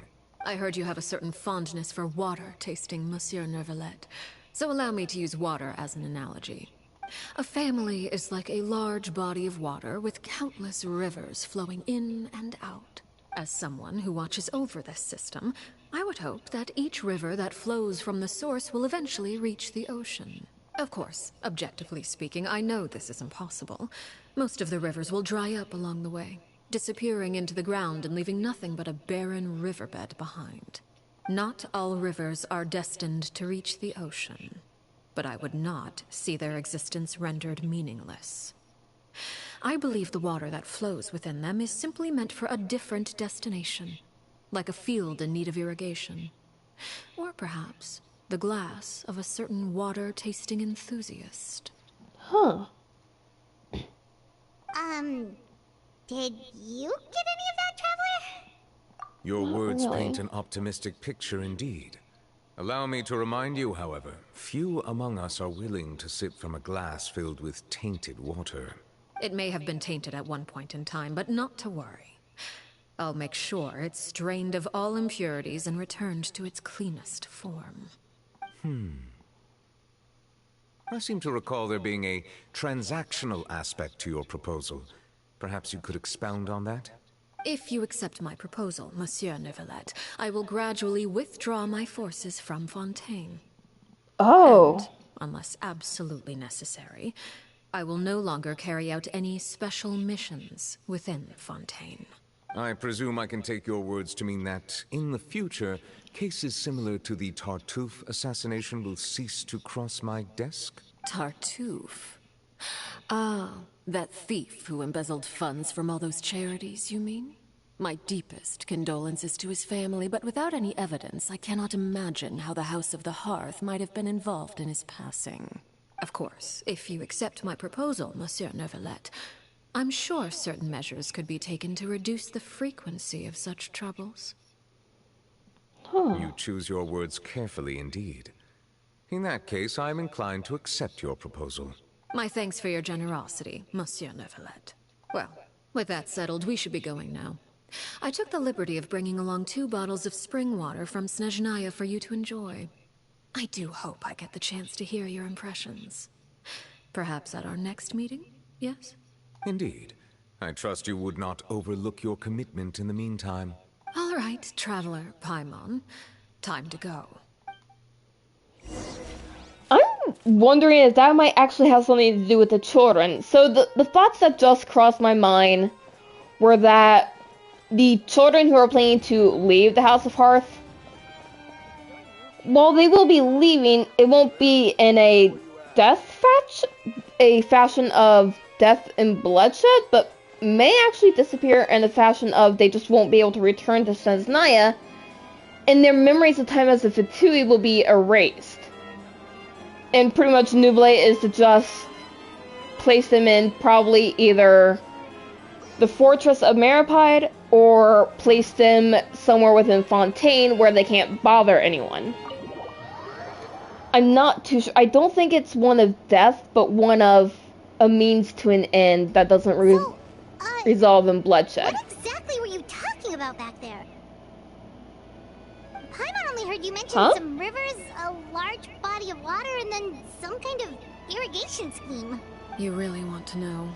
I would imagine there might be more pressing concerns at the moment. Winnie, Paimon really hopes everything's going okay.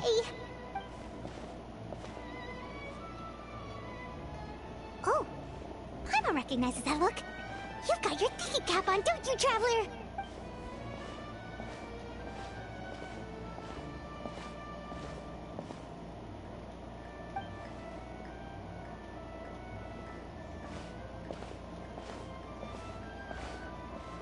Agreed.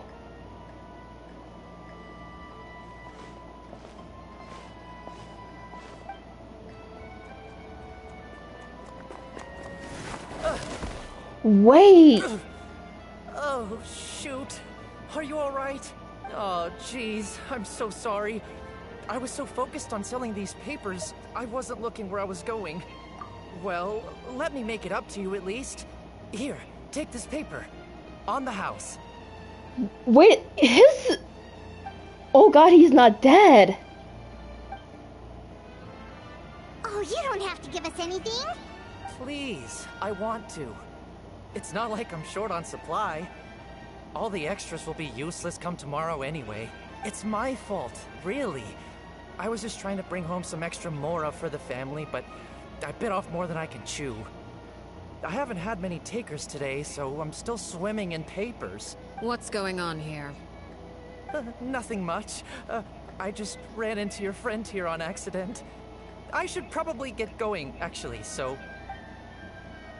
Hold on. Of course, I'm happy to compensate you with Mora, it's just... I don't have any on me at the moment. I'll take 3 papers. Here, your payment. Oh! Thank you for your patronage. May the Archons bless you with good fortune. If only I had the chance to run into such generous customers every day. I should probably just take on a smaller inventory though, right? I'm getting married soon, so sometimes it's hard to not get ahead of myself. Anyway, I should head out. Goodbye!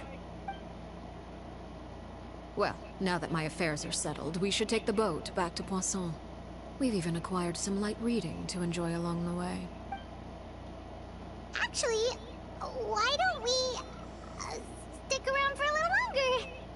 Paimon just realized how hungry she is. She can't head back to Poisson on an empty stomach.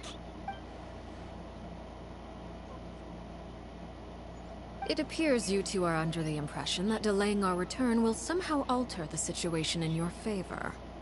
I'm sorry to ruin your fantasy, but your efforts are meaningless. That being said, I could be persuaded to give Linny some extra time. I just have one condition. If you agree to my request, I'll even answer some of your questions. You're quite curious about Claire V, are you not? And my relationship to her. Wait, why are you being so generous all of a sudden? You're not gonna ask us to do something bad, are you? You overestimate yourself. You don't have the talent for bad things. Oh, but I could be persuaded. Then what can you possibly... The most important consideration in a negotiation is that both sides receive something they want. Demands and threats only get you so far. Then let's hear it. Here it is. When the time comes, make the choice that you deem most appropriate in the situation, and lend your help to the House of the Hearth. Okay, sounds normal enough. But what do you mean, when the time comes? When is that supposed to be? That is for you to decide. Then we have a deal. Follow me.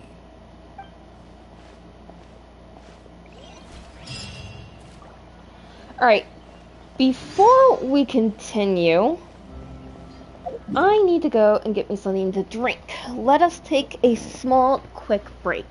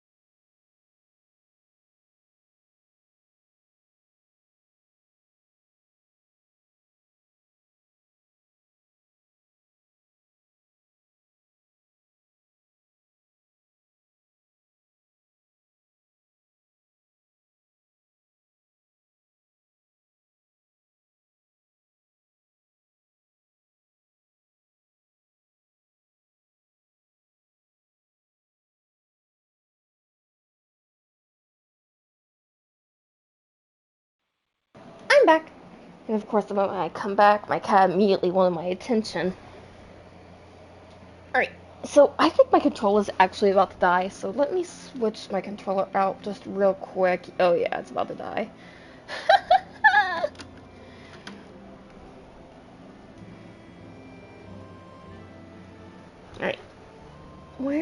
was she? Oh, all the way over. Why all the way over there? There's no place that's super close. This is another reason why I feel like we should get it mounted in this game. The areas are so big. Areas like Sumeru's Desert, for example. Too fucking big. So, actually considering going on to the fact of another area. Oh. Oh. Oh boy.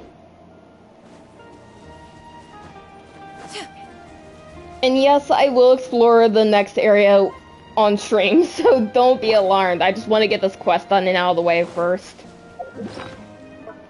God, I'm running low on frickin'...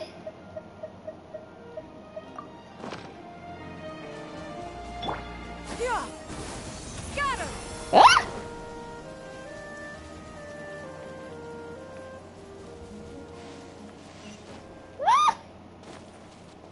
On this fine day. You mean Arlecchino? I don't have her leveled up! Once I actually have her leveled up, I'll use her. Somewhere long forgotten by everyone. It used to be a grand building. Now it's nothing more than a pile of rubble. Wait a second. No one comes here anymore. Nor does anyone care about what once happened here. Although, this place does have something to do with the story I'm about to tell. It was before I became a I will harbinger, smack you! and before Linny and the others joined the House of the Hearth. Due to certain events, I first killed Clairvy and then her mother. And this is where it all happened. You were the one that killed Clairvy? Patience now. Allow me to explain Clairvy's side of the story first. I'll start from the beginning. Maybe. Clairvy was 6 years old when she was brought by her mother, Crucibina, to live in the House of the Hearth. From the outside, it seemed like a fairy tale. A thriving family made up of kind adults and friendly children. Crucibina was the Knave at that time, and the House of the Hearth was under her control. She was Clairvy's mother so that's by why they blood, look familiar. but she was also the mother to all the children in the house. Clairvy was happy here, for a time. But she quickly realized that being part of this family wasn't a fairy tale at all. It was a kind of purgatory. You give me as much sus back as I give you, Steven. Purgatory? Exactly. The House of the Hearth takes in war orphans from all over Teyvat. But as for how to raise them, that depends entirely on the person in charge. Crucibina came up with a novel idea. She would teach the children to fight, force them to duel each other, and then crown as the king of the house the child who proved themselves most worthy of inheriting her title. We'll see. It's difficult to estimate the number of children who died or were maimed in the process. There's little I can say about the ones who died. The ones that emerged with permanent injuries, on the other hand, well, they still served a purpose. They would be handed over to the doctor to be experimented on, or sent away on dangerous missions. Nothing more than tools to be used and then discarded. So those were the experiments Clairvy was talking about. But what actually happened to her? You said that Clairvy was Crucibina's daughter, so if Clairvy tried to convince her to stop what she was doing, Crucibina probably would have listened, right? Despite being Clairvy's mother, Crucibina cared little for her daughter. She forced Clairvy to join the House of the Hearth only as a means to demonstrate her own impartiality as a mother, to prove that she treated all her children equally. Clairvy did try to convince her mother to change her ways, but it was to no avail. After her efforts failed, the only other option was to rise up and try to fight back. Unfortunately, the other children had already been thoroughly indoctrinated into the illusion of happiness Crucibina had created. Of course, there was one exception. Someone Clairvy's age who knew the truth about the House of the Hearth.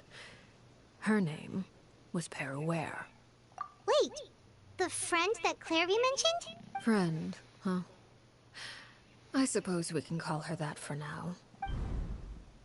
Clairvy was a cheerful and passionate person with a tenacious spirit. Peruere, on the other hand, was rather cold-blooded. Her cold-blooded nature allowed her to see through Crucibina's facade.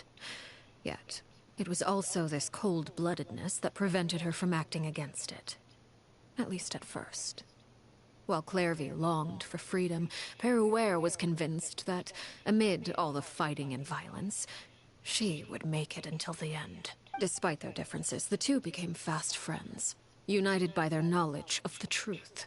Clairvy told Peruere that she hoped to create a real family, where no one would be killed or sacrificed. There may have been a certain naivete to her ideas, but Clairvy proved her determination many times over.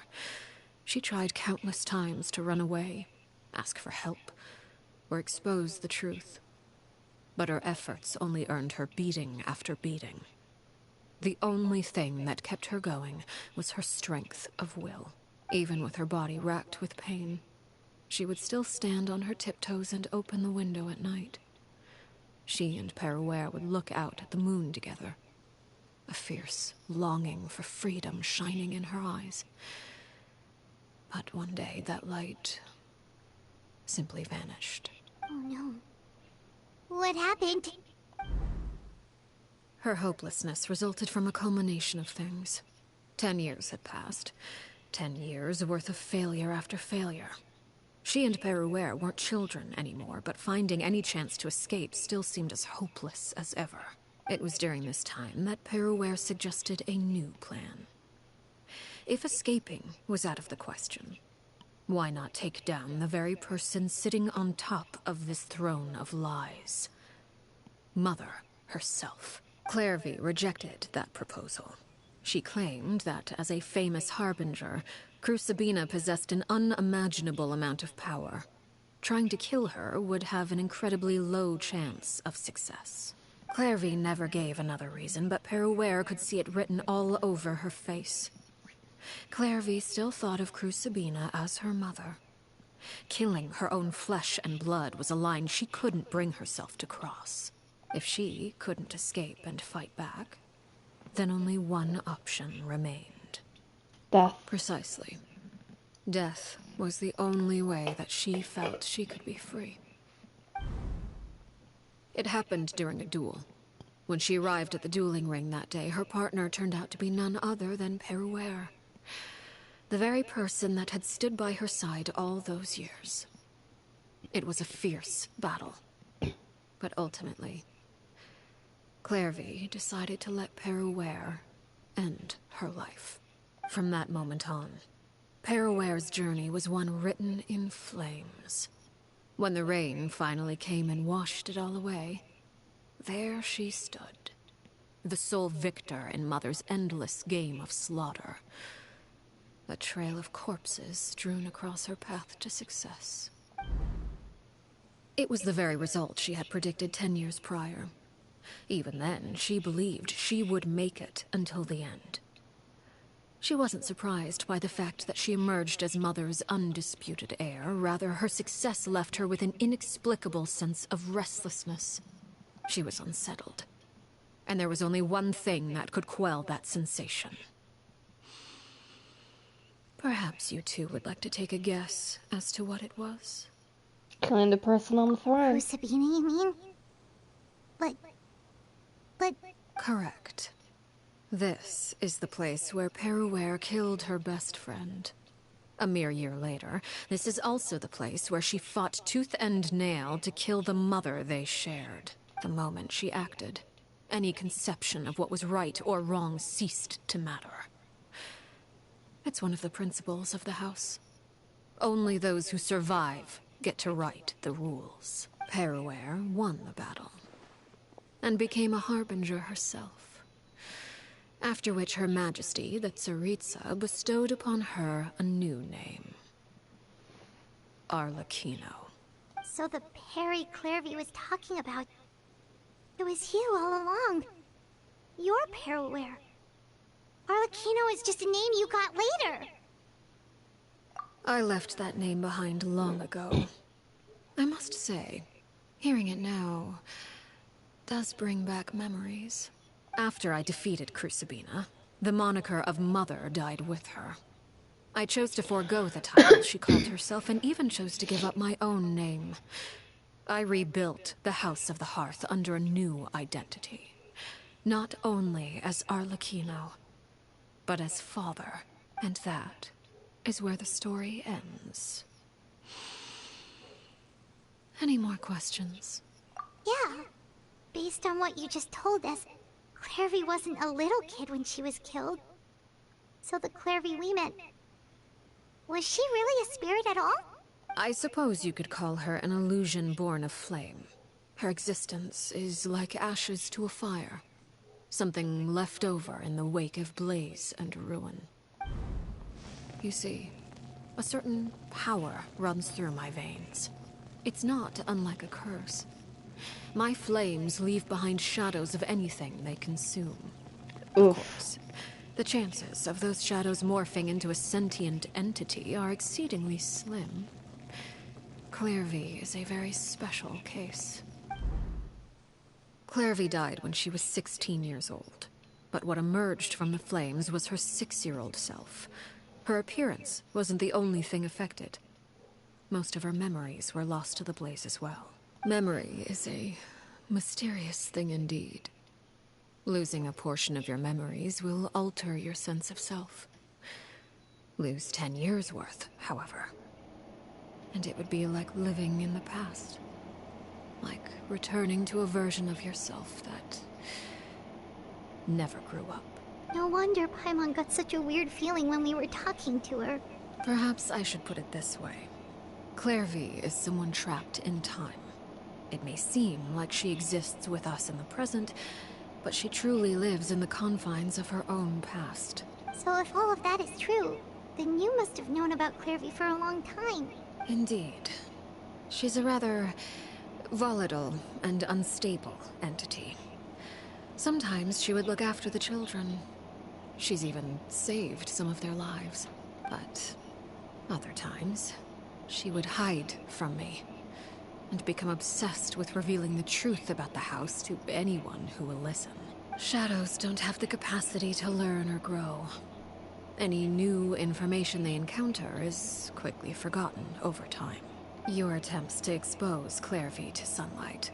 They failed, yes. The reason is actually quite simple. In Clairvy's mind, the house is impossible to escape. And it is this very perception that traps her there. But no matter. What? All I have to do is kill her again, and all will be resolved. I don't anticipate so much as a single speck of ash will be left behind this time. Wait! Paimon can understand why you might want her gone, but isn't there another way? So what if she's trapped in her 6-year-old self? She's still your friend! At least talk to her first! It's too late for that. She broke the rules, and now she must be punished. That goes for Filial and Nantoy as well. She's had quite the effect on them. I hope you understand. The difference between Crucibina and myself lies in our formulation of the rules, not our policy for enforcing them. Upholding the rules without question is a trait we both share, because that is how a household should be run. Is this really what you want to do? Whatever could you mean? Don't you want to say a proper goodbye at least? We finally get to hear the Traveler speak more, yes! Whether as a killer or as a father, there are two things that must be avoided at all costs. Anger and sorrow. Anger makes you impulsive. Sorrow causes you to waver. Well, it appears it's about time to proceed. Before we arrived, I told some of my well-behaved children to bring our troublemakers here by nightfall. I do believe I've kept my end of the deal. I give your friends quite a bit more time. As for what happens now, we'll just have to wait and see.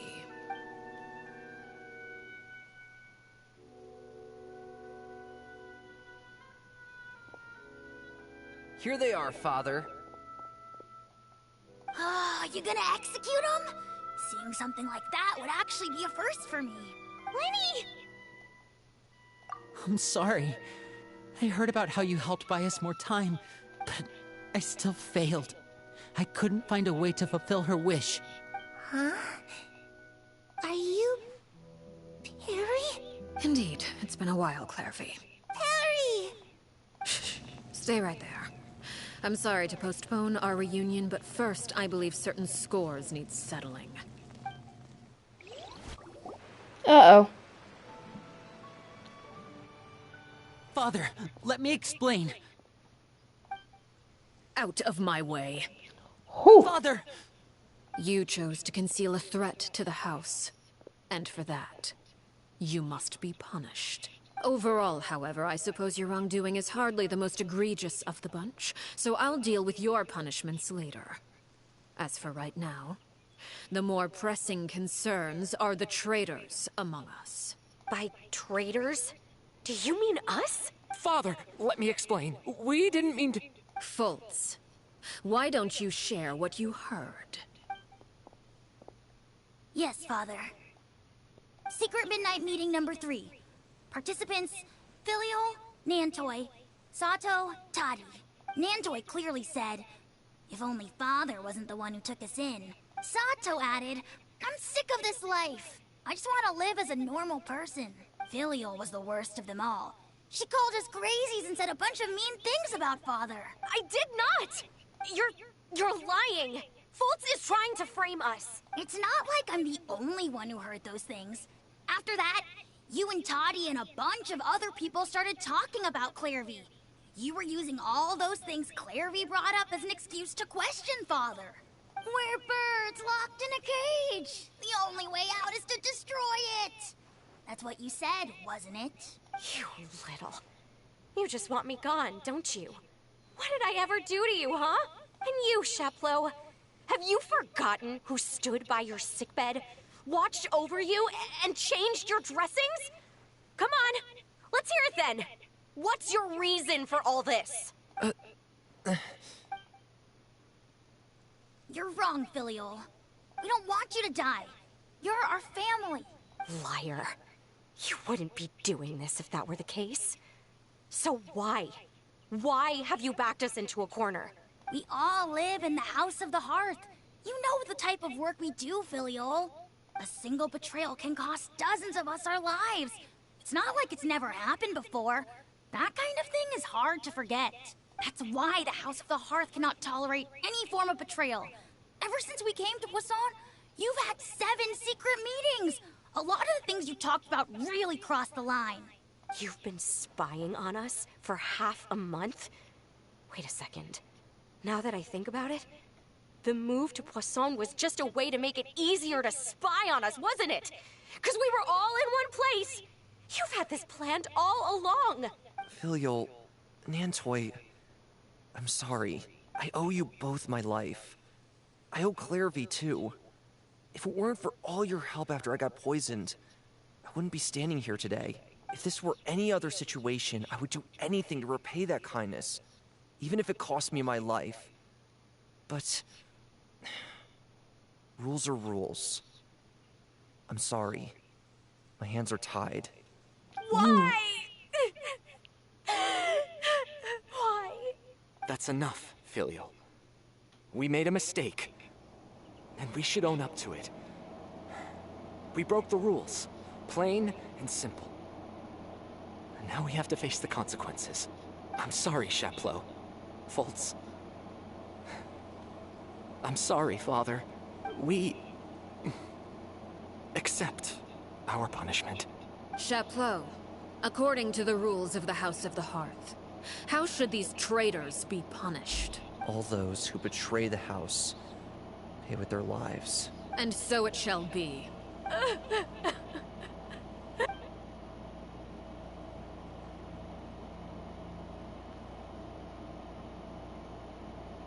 Father, please wait! Something you want to say, Linny? Please reconsider, Father. What Filial and the others did, does it really count as betrayal? We all come from broken families. From the very first day we joined the House of the Hearth, we wanted nothing more than to make it a real home. But the truth is, none of us know what a real home should look like. I'm not saying I have all the answers. All I know is this. Killing Filial and the others may uphold the rules, But doing so will only bring us further away from being a real family than we've ever been. So please, Father, please, reconsider. I agree with Linny. Father, please. Linny, you... Oh. I also agree with Linny. An order once given cannot be rescinded.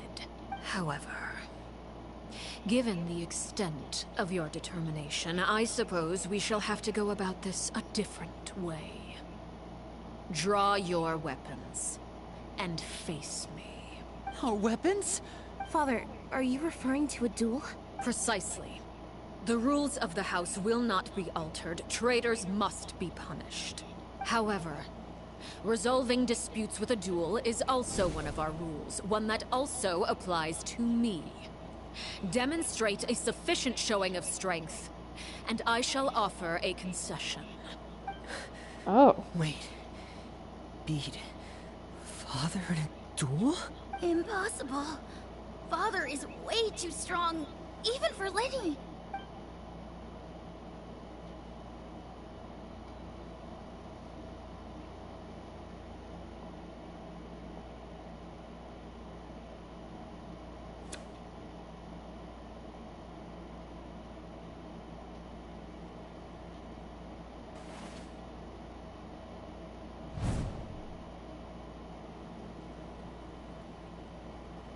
Did you hear that, Traveler? Lenny and the others have to duel the Knave. What should we do? Can they really win something like that? If they lose, those people from the house are really gonna be executed. Hey, are you listening?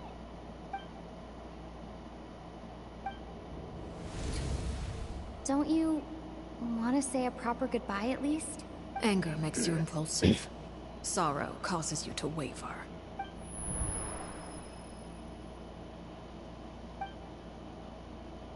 Oh, looking at that expression on her face, she seems really serious about this.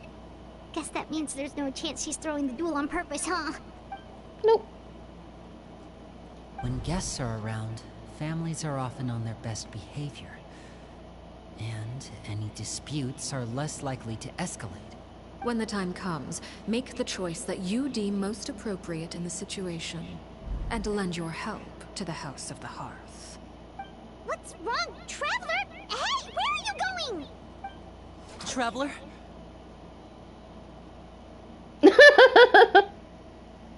I'd like to see for myself what the fourth of the Fatui Harbingers You're can do. asking to join the duel against the Knave? I'll allow If it. that's okay. We do have a ready-made dueling ring at our disposal, after all. All I would advise is this. Keep a firm grasp on your weapon, and give it your all. Any less, and you may just lose your life.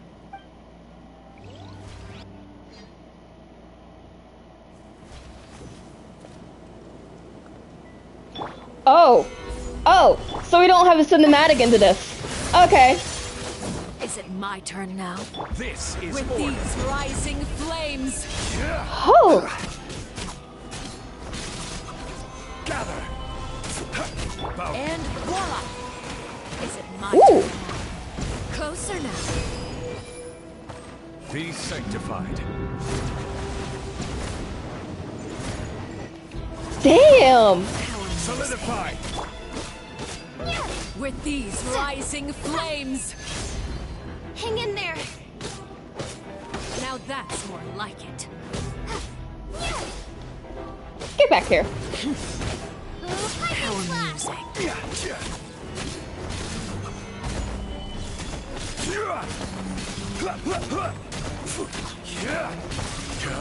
Getting here!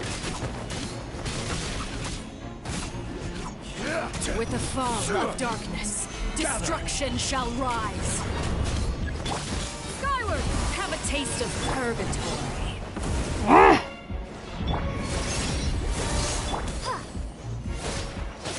And voila! Look, Oh shit! like a bunch of helpless animals.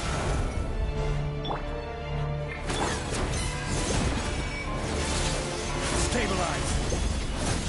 Yeah, got him! it my Hang in there!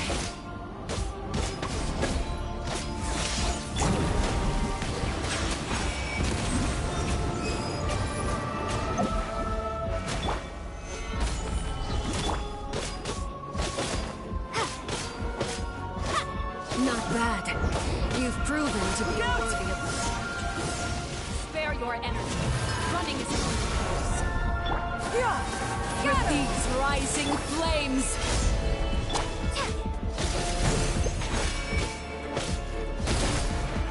Is it my turn now?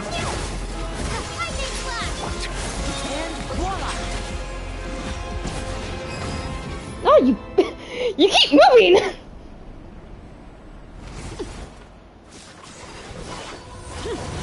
She's almost like a phoenix. A phoenix that turns into a devil.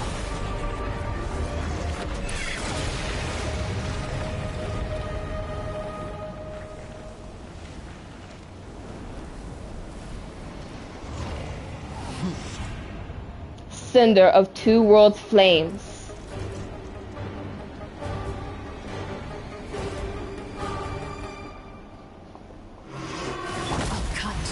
Seared away. My blade is all that remains. Silence!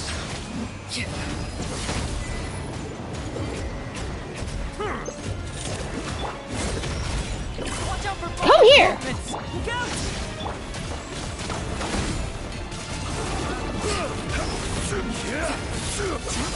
Bellowing thunder! Bow your head. Let's see how strong your resolve truly is. Over here! Oh shit! Sometimes it's only the beginning. Shit!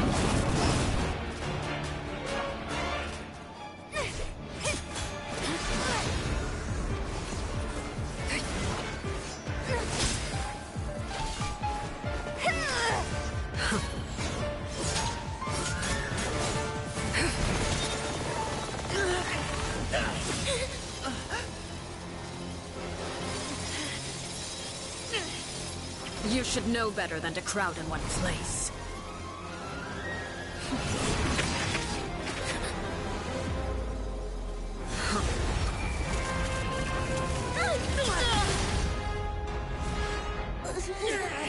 Oh, I know. No! I'm sorry, Father!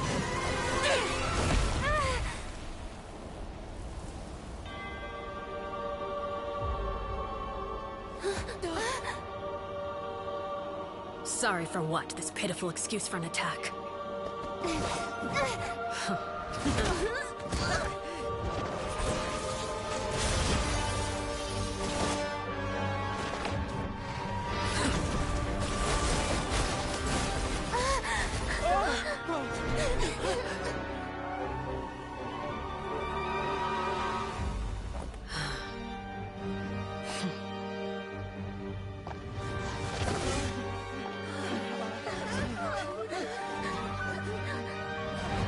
Father, no!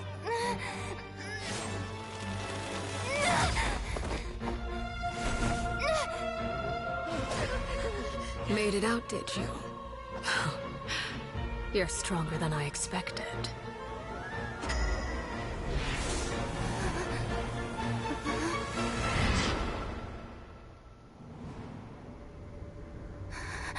A crimson moon. I can't move.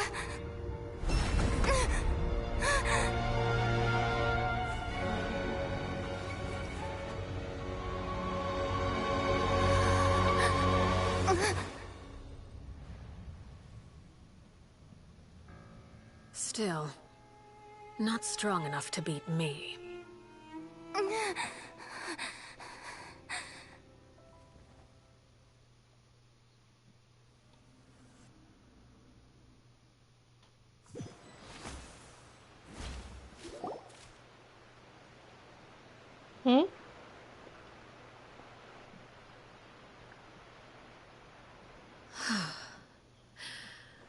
I believe we can end things here. It's not often that we get to enjoy the company of guests, after all. We wouldn't want things to get too out of hand. Brother, are you alright? Lenny. Given that I am the victor of this duel, as agreed, the punishment stands. No! I never thought things would end like this. However, everyone involved in the duel demonstrated a remarkable level of strength and determination. In light of this, I'm prepared to change the method of execution. Elwar, the bottled flames I gave you for safekeeping. Do you still have them? Yes? I wasn't sure what they were for, but I've kept them super safe. I didn't lose a single one. Wonderful. Then, in just a moment, I'll have you administer them. Bottled flames? Indeed. They're the product of a secret experiment. Under certain special circumstances, flames can be extracted from my person and preserved. Once ingested, searing pain will spread across every inch of your body. No harm will come to you physically, but your memories will be burned away. If you can withstand the pain.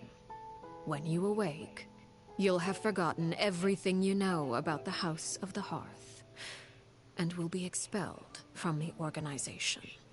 So that's how she gets people out of the house. So I was correct.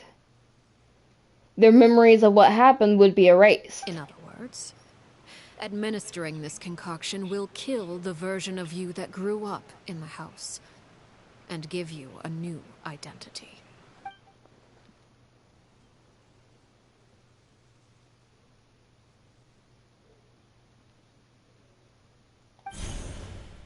Memory is a mysterious thing indeed. Losing a portion of your memories will alter your sense of self.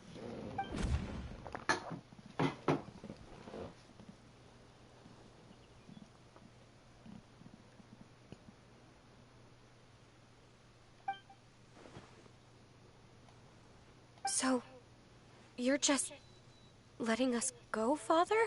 You misunderstand. Memories are extremely important. Once consumed by flame, the version of you standing before me will die, and our secrets will die with you.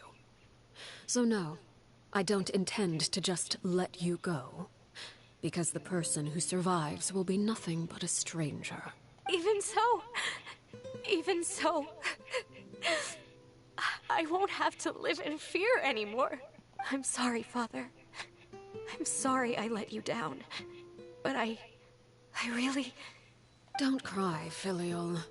You haven't left the house yet, so there are still rules to be followed, yes? Remember what I taught you. Anger makes you impulsive, sorrow causes you to waver.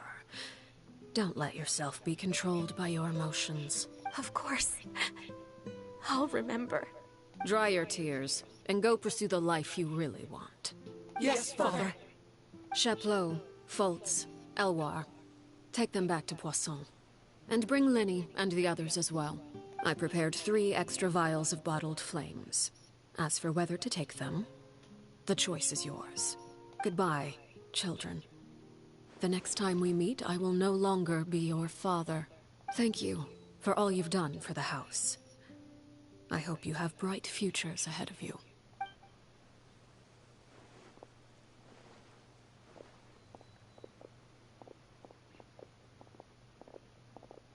Father. Let's go.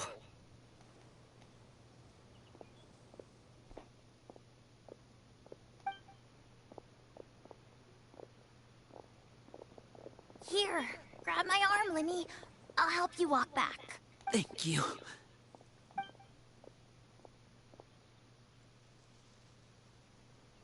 Claire V.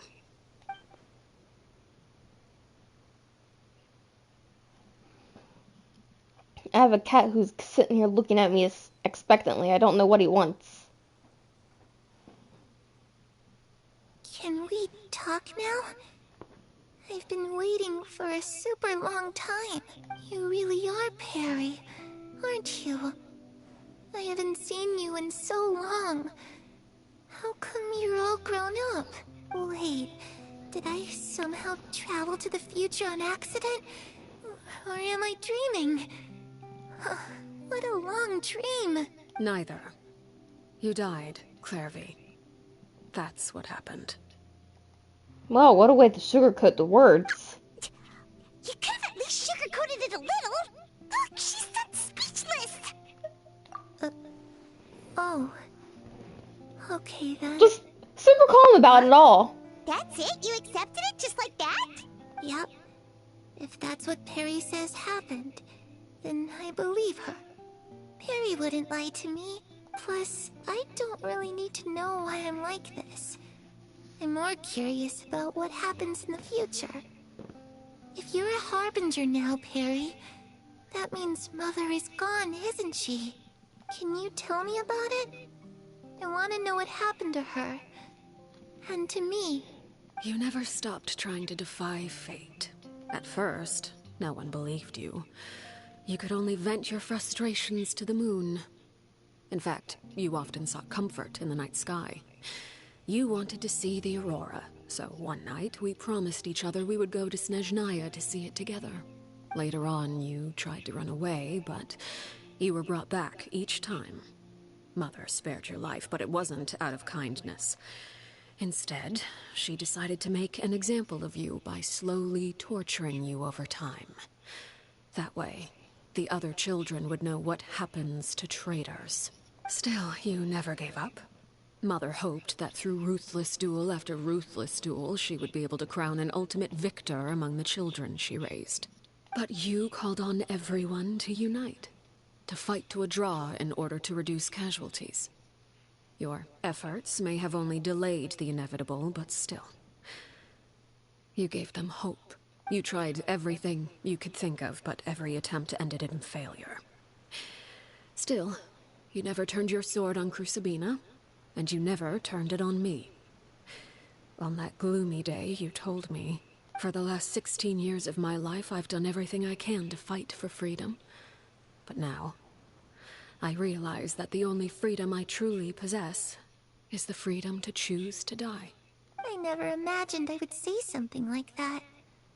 I must have been feeling really worn down, but somehow, I still think I understand.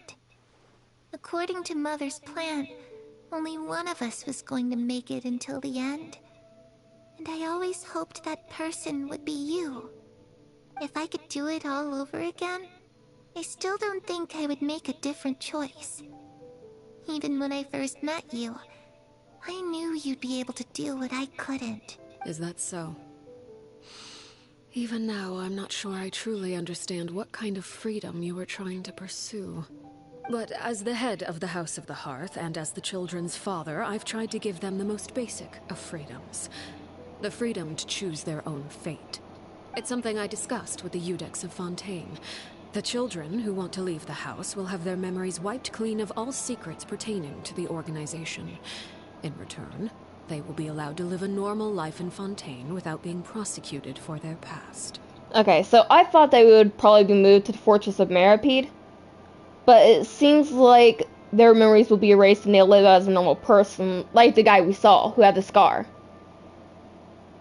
I love this outcome.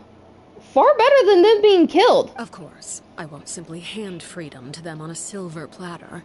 They have to fight for it and prove themselves worthy of it. Only freedom that is earned has true value. That's more than enough. That's exactly the kind of life I was fighting for. You know, Perry, I think you're a pretty amazing king, and a really great father, too. My heart. I'm really happy that you're the one who took over the house. I guess I do have one regret, though. I still haven't seen the outside world. Well, it just so happens that our dear guests over here have been to many nations and traveled to countless places. Perhaps they would be willing to tell you what the outside world is like. Really? Of course. Of course! We've traveled all over the place. We've got so many stories, we could probably talk your ears off for 3 days straight.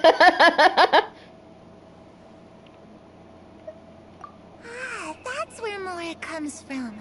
I never knew that before. I had to choose Leeway because it's my favorite nation out of all the other If I had nations. some more, I would buy 3 new dresses. One for me, one for Perry, and one for Mother. It's just too bad Perry doesn't make dresses. And Mother, well, she probably wouldn't accept something like that either. I guess I'd just have to keep them all for me then. I could wear a different one every day. You know, I used to dream of being a bard, playing the Really? lute while singing into the winds of freedom. Even if there was no one there to listen, I would have continued to sing no matter what. Those yokai you mentioned, what do they look like? I once saw a drawing of this one guy with horns on his head and a super scary face. Are there any yokai like that? Oh, sounds like you're talking about an Oni. Yep, we've met one, and let Paimon tell you, they're not nearly as scary. Ito would probably be upset to hear that. I was always too afraid to skip Mother's fighting lessons. But at the academia, I bet you could do all sorts of secret things in class. Things that have nothing to do with studying. I'm just kidding. Being able to study whatever you want without having to fear for your life actually sounds pretty great. Aww. The situation was super dangerous. Lenny and Lynette were accused of committing a crime, and they were going to have to stand trial at the Opera Epicles. Oh no! That must have been hard for all of you. What happened next? Don't worry, we were able to turn the situation around super quickly. All thanks to Detective Paimon, of course. How'd you Paimon, do I that? love you. Come on, tell me. I love you're getting this girl so excited. Okay, so it was like this. After the failed magic show, we rushed to the scene and...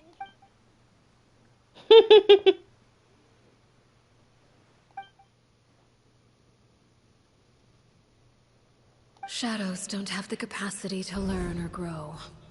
Any new information they encounter is quickly forgotten over time.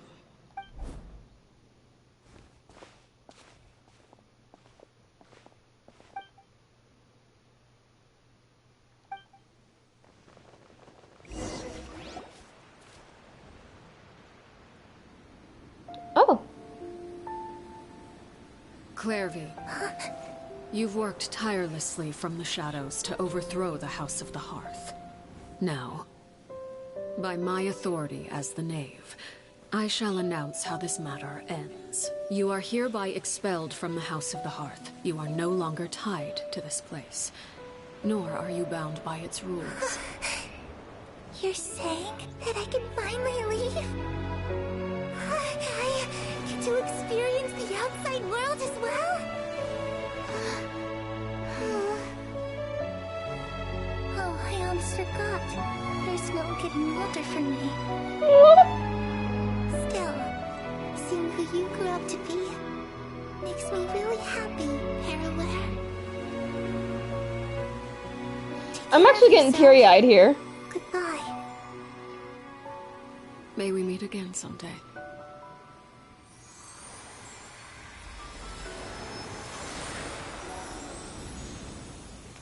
Fuck! I'm teary-eyed right now. Oh, that hurt. Harvey. She left so soon. Paimon didn't even get to finish her story. I also have certain sentiments left unsaid. I wanted to tell her that the aurora I saw in Snezhnaya was just as beautiful as the ones in the pictures. But a shadow's memories reset at dawn.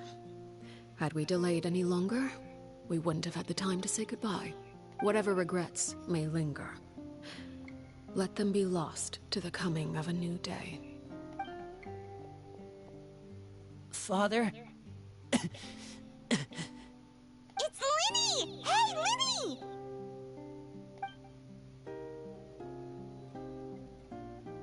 What is he doing back here? Let's go check it out.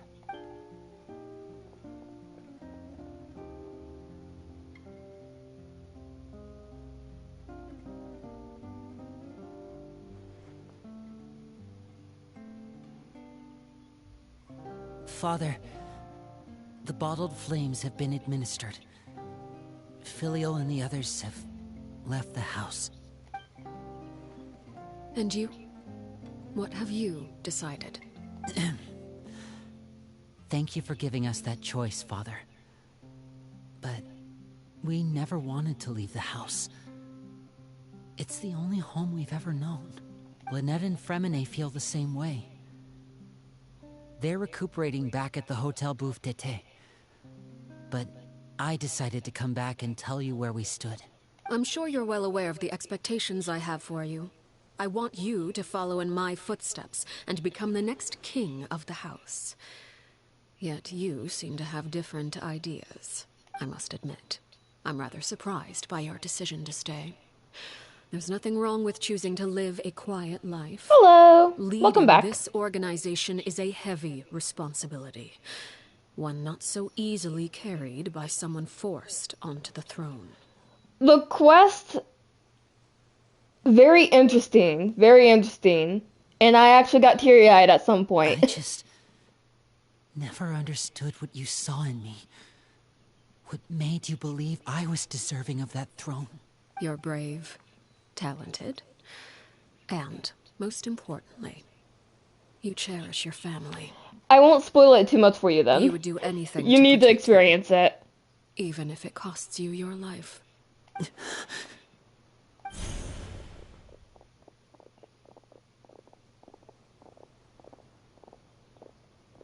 Speaking up back there was so brave of you, Linny. It's all thanks to you that we were able to convince Father to back down. Oh, they had every intention of backing down. Hero, Linny. Hero. Father is the real hero. Had Father gone all out during the duel, there's no way I would have walked away with my life. She must have had it all planned from the beginning, from the very moment she suggested a duel. Her House of Hearth is the one that's very different. See, I tried the Yes series, but it's most of my time has been taken up by Genshin and Honkai Star Rail. I'm not deserving of that title. I'm not strong enough or smart enough. But you'll You're get there. wrong. In my opinion, all you need to be deserving of the throne is conviction and the necessary strength to act on it. We may have different ideas of what it means to be a family, but you can hardly be said to lack conviction. What you truly lack is strength. For someone of your talent, though, that's something that will come with time. Even without that strength, you still chose to face me in a duel, even though the odds were stacked against you. That capacity to honor your convictions is what I truly see in you. Father.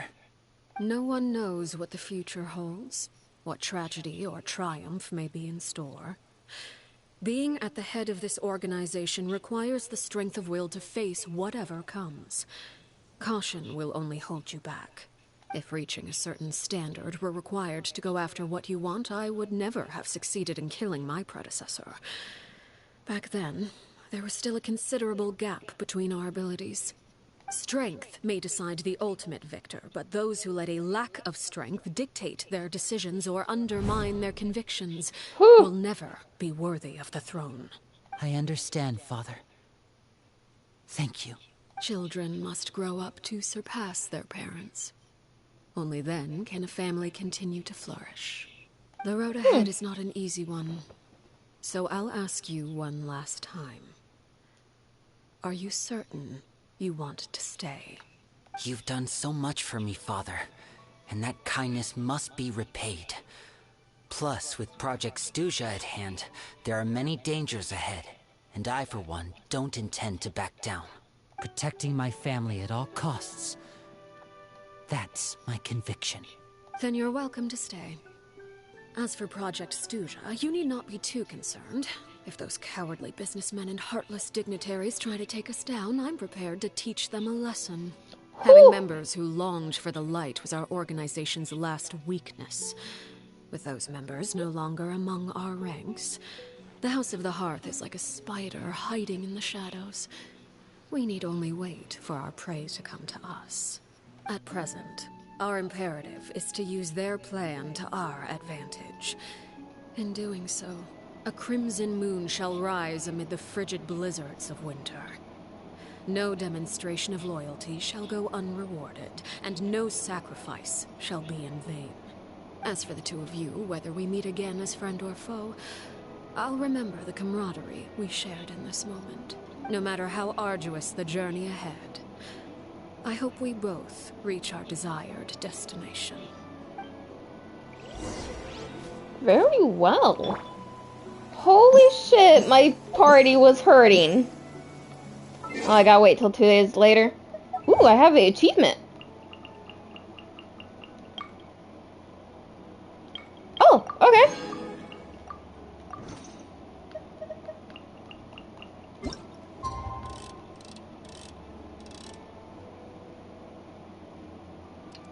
We're gonna be here a while. Da, da, da, da, da, da, da, da. Literally, I tend to do the quests and then I do exploration.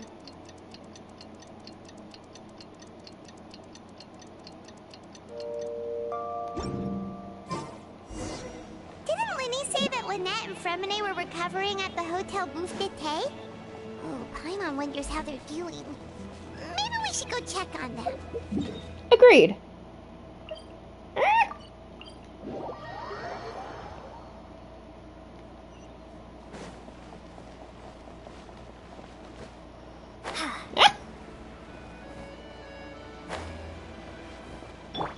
Yeah! Skyward!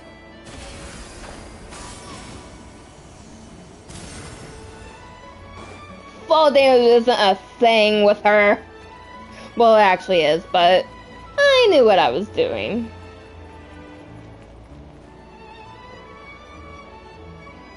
Hello. Lynette, Fremine, how are you feeling? Much better. Whew, what a relief. What about you? Are you feeling alright? There's no need to We've worry. Come out unscathed. Us, on the other hand, well, we've been bedridden for 2 days. I couldn't even turn over. I did, actually. I have her and her weapon. Oh, and I wanted to ask, is Clairvy gone? Linny and the other members have left Poisson and returned to the House of the Hearth. According to him, there haven't been any more sightings of I a won't spirit deny. roaming the house. I had not been expecting to get both of them. I was expecting to get one and not the other. I see. I'm glad. Ah! Father came to check up on us 2 days ago and told us about what happened with Crusabina and Clairvy. Actually, I've met Crusabina before. You have? Oh, you're from Brazil. You've met Crusabina from an Wait, what? You've met the former Knave? Crusabina died a year after Clairvy. It was during the year between their deaths that I joined the House of the Hearth. Crusabina had an extremely cruel and radical way of doing things. While she was alive, the atmosphere in the house was suffocating. So how old are you then, Fermine? When I joined, though, the experiment she valued so much had already come to an end, and all the people involved, dead and injured alike, were gone. Crusabina never talked about the past with us newcomers. You had to have just been a baby then. A couple of months after I joined, Father killed Crusabina and burned all her files. With that, the names of all the people subjected to her experiments, Clairvy included, were lost to the flames, along with the painful memories they represented. Father took in Lenny and me a couple months after that, but she never mentioned anything about Crusabina or Clairvy. It really seems like something she was planning to keep to herself. The last time you talked to her, did she mention why she kept it a secret for so long? She said she didn't want us to be affected by the darkness of the past. She was worried we'd develop a false sense of gratitude towards her if we knew about it. The foundation of a family should be free of any corrupting influence. whatever happened in the past, it has nothing to do with who we are now. And that's what Father told us in the end. But I still thanked her for everything. It was only after hearing about what Crucibina did that I finally realized how insignificant our lives could have been. The members of the house meant nothing to her. To say that she valued them in any way, even just as a tool, would probably be giving her too much credit. And Crucibina is a... You know what? I cuss on stream as it is, so you know what? Crucibina is a bitch. If Father hadn't taken over the House of the Hearth, I probably would have already... Father rarely brings up the fact that she saved us. She doesn't believe that being indebted to her should be what ties us together. But even if we didn't owe her anything, we would still choose to stay. Because this is our home. We may have arguments or times when we feel wronged. Some people may even choose to leave. But as long as Father's here, we will always have a home. Whether the path before us is bathed in sunlight or shrouded in shadow, we'll follow Father wherever she chooses to go. So I wanted to say thank you for helping us make it through this crisis. Without your help, we could have lost a lot more along the way. Oh, we didn't do anything, really. Of course. You're welcome anytime. Are Filio and Nantoy okay? I actually saw them at a cafe this morning. They didn't recognize me. From what I could tell, they were drinking coffee and talking about one of the operas that started running recently.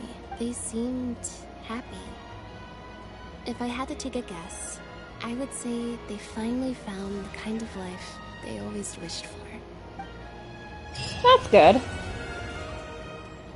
And that is where that chapter ends. Alright, so we do have... What? Ah. Alright, so we do have a place we need to go, so let us go ahead and make our way there. I'm glad that they're actually giving us a waypoint to where we need to go. It makes getting through an area so much easier.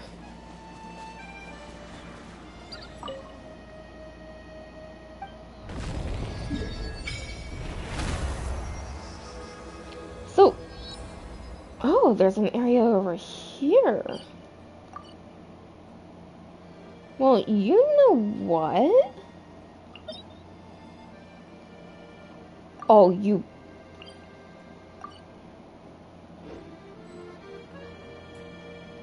Fair, fair. Ma Nostrum. That's the achievement.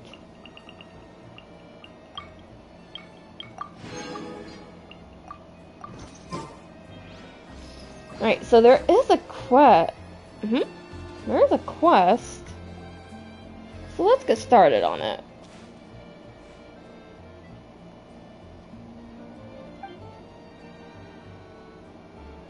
Wait, adventures?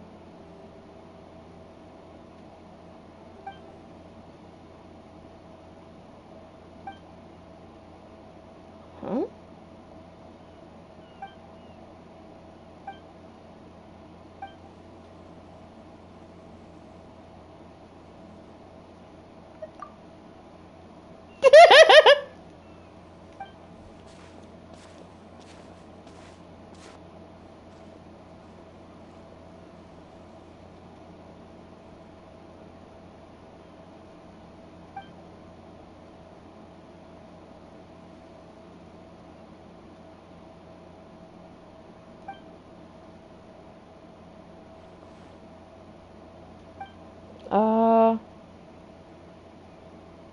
Huh?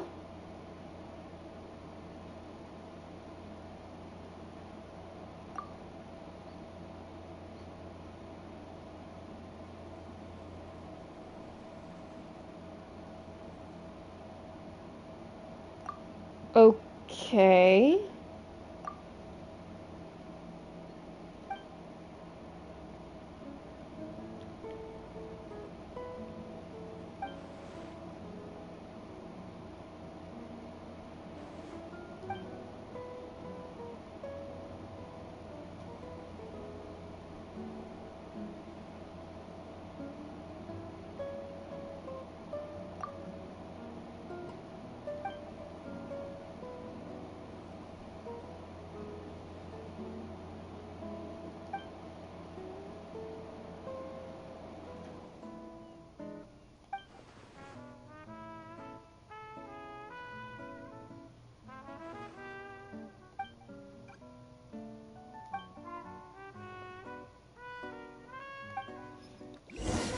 Something tells me you're actually treasure hoarders. Okay, we can take care of that.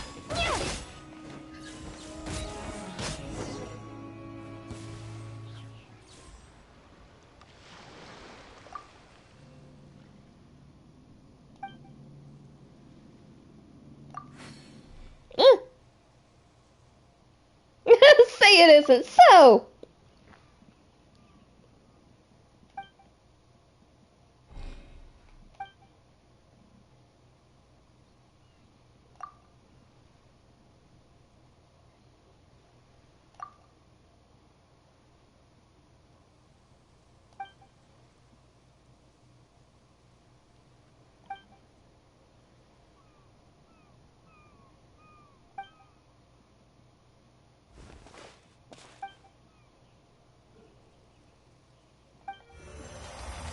Huh? Whoa, wait, what's going on?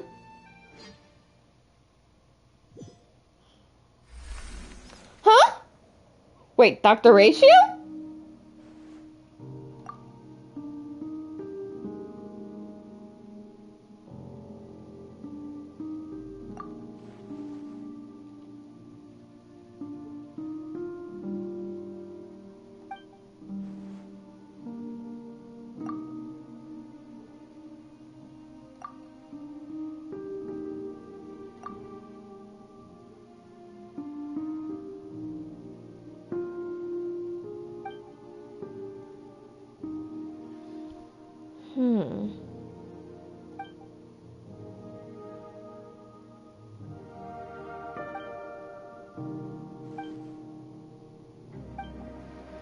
What the hell is going on?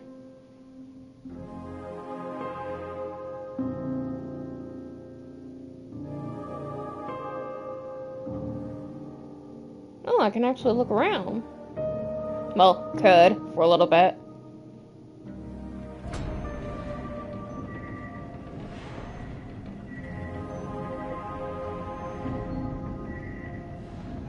Okay. Phobos.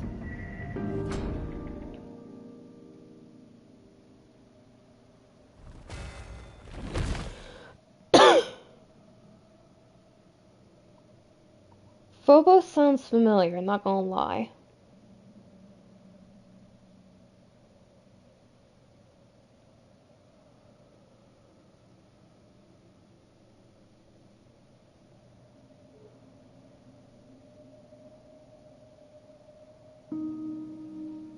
What the hell is going on?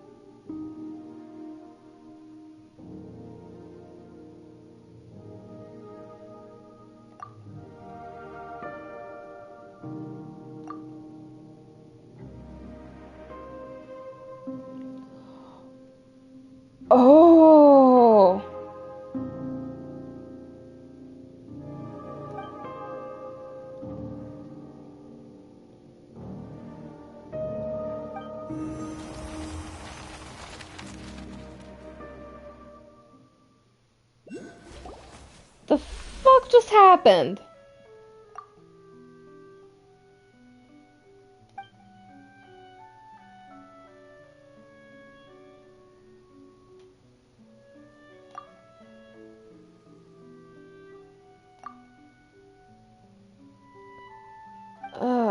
What the fuck just happened?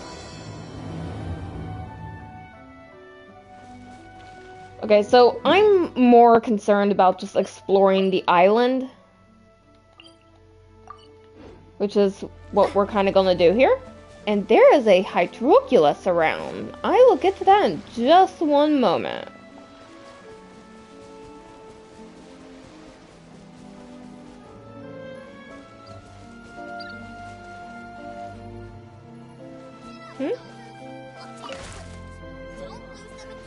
Weird. Ridiculously common branch. Okay. Yeah, skyward. Gimme. Gimme. Ah! Aha, there's the waypoint. And there's another Hydroculus around. There it is. Yeah, skyward. Oh. Scatter. Oh, okay. That didn't work like I thought it would.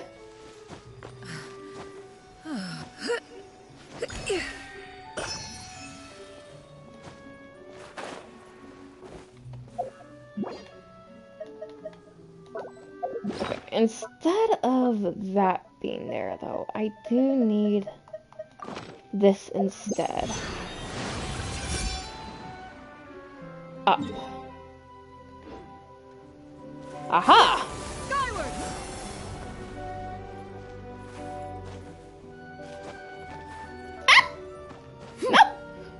Zhang-Yun, do you not know how to climb? Yeah, skyward. Scatter.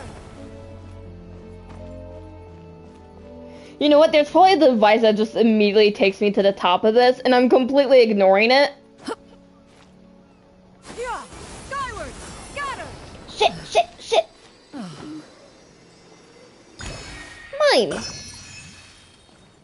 There's also a domain right over here.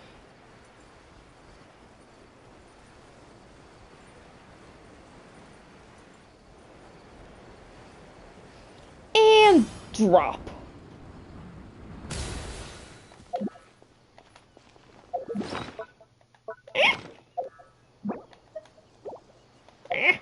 Come on. Unlock. So this is the domain where we go for Arlecchino stuff, and it looks like this is the set we want to use for attack plus 18 for the 2-piece set and the 4-piece. When the value of a bond of life increases or decreases, this character deals 18% increased damage for 6 seconds, max 3 stacks. It looks like that's the 4-piece we go to. For this one, I'm not too sure. At first, I thought this would be needed for because of the 4-piece effect. After leaving combat for 3 seconds, damage dealt increased by 50%. In combat, if no burning opponents are nearby for more than 6 seconds, this damage bonus will decrease by 10% per second until it reaches 0%. When a burning opponent exists, it will increase by 10% instead until it reaches 50%. This effect still triggers if the equipping character is off field. That is why I'm not going to be going with this set and instead this one. I also had a friend who stated that this set was the one to go for, considering Arlecchino does cause a bond of life with her skill, I believe? I'm not entirely sure.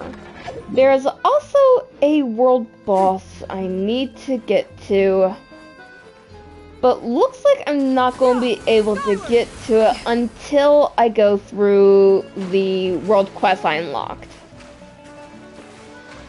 So, that's a downside.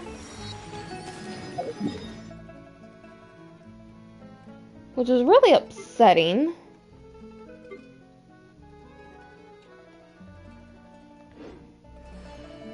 So, anyways, let me get back here so that I can unlock the other Wave Rider point, which looks to be over here.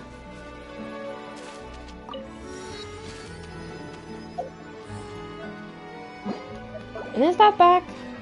No, it's not.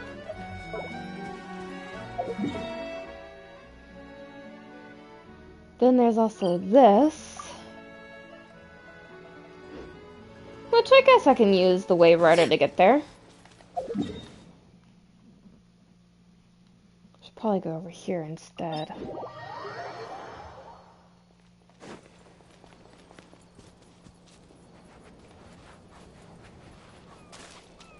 Yeah! Skyward! Scatter!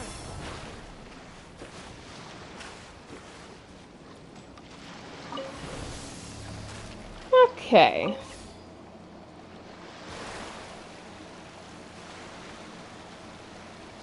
I literally don't feel like going to Sumeru to literally unlock this waypoint, which is why I'm taking the Wave Rider, which thank fucking God they actually brought them here. I'm just a little upset that there's not any actually in Fontaine, but I understand because of all the underwater exploration. But what if you're just trying to get somewhere that's like above the water? Then, you know, it's somewhat of an inconvenience. Also, when are we going to get a 5-star Pyro Sword user? Because the only Pyro Sword user we even have is Bennett. He is literally the only Pyro Sword user we have.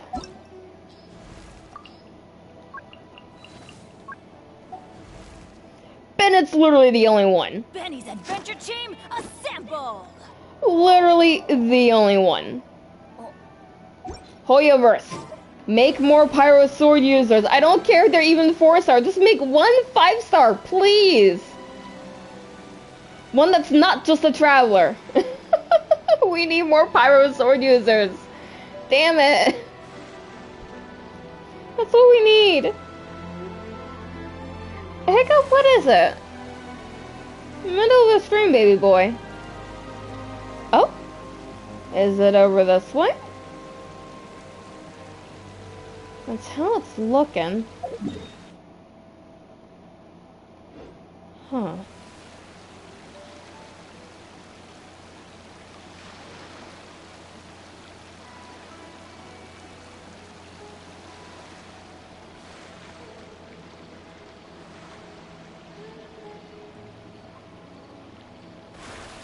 Whee!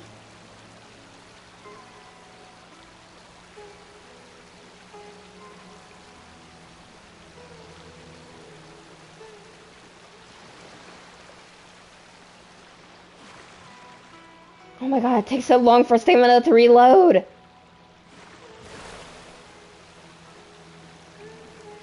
And yes, if any of you are wondering, I am a very impatient person.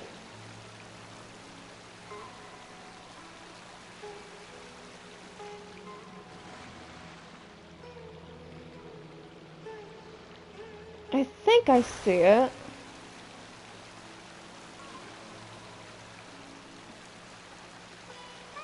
Yeah, first I'll get over to Wave Rider and then I'll go over to that.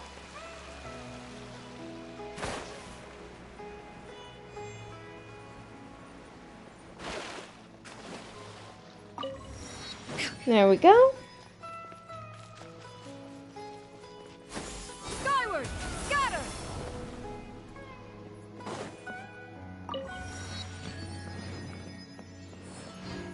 So that is all we are actually going to do today. I was going to show you all the battle against the new world boss that has dropped. But that can wait until, you know, if you all just want to see more and see me go up against all the world bosses, then I will. But at least I have the one thing I'm super stoked about. Where are you, sweetheart? Where are you? I got her. And her weapon. I am happy. I am a very happy camper at the moment. And you know what? This is all just a yes. I am so stoked at the moment. The secrets of the mechanical arts are... I hope you all enjoyed the stream. And I will see you all in the very next one. So, until then, I shall see you all later.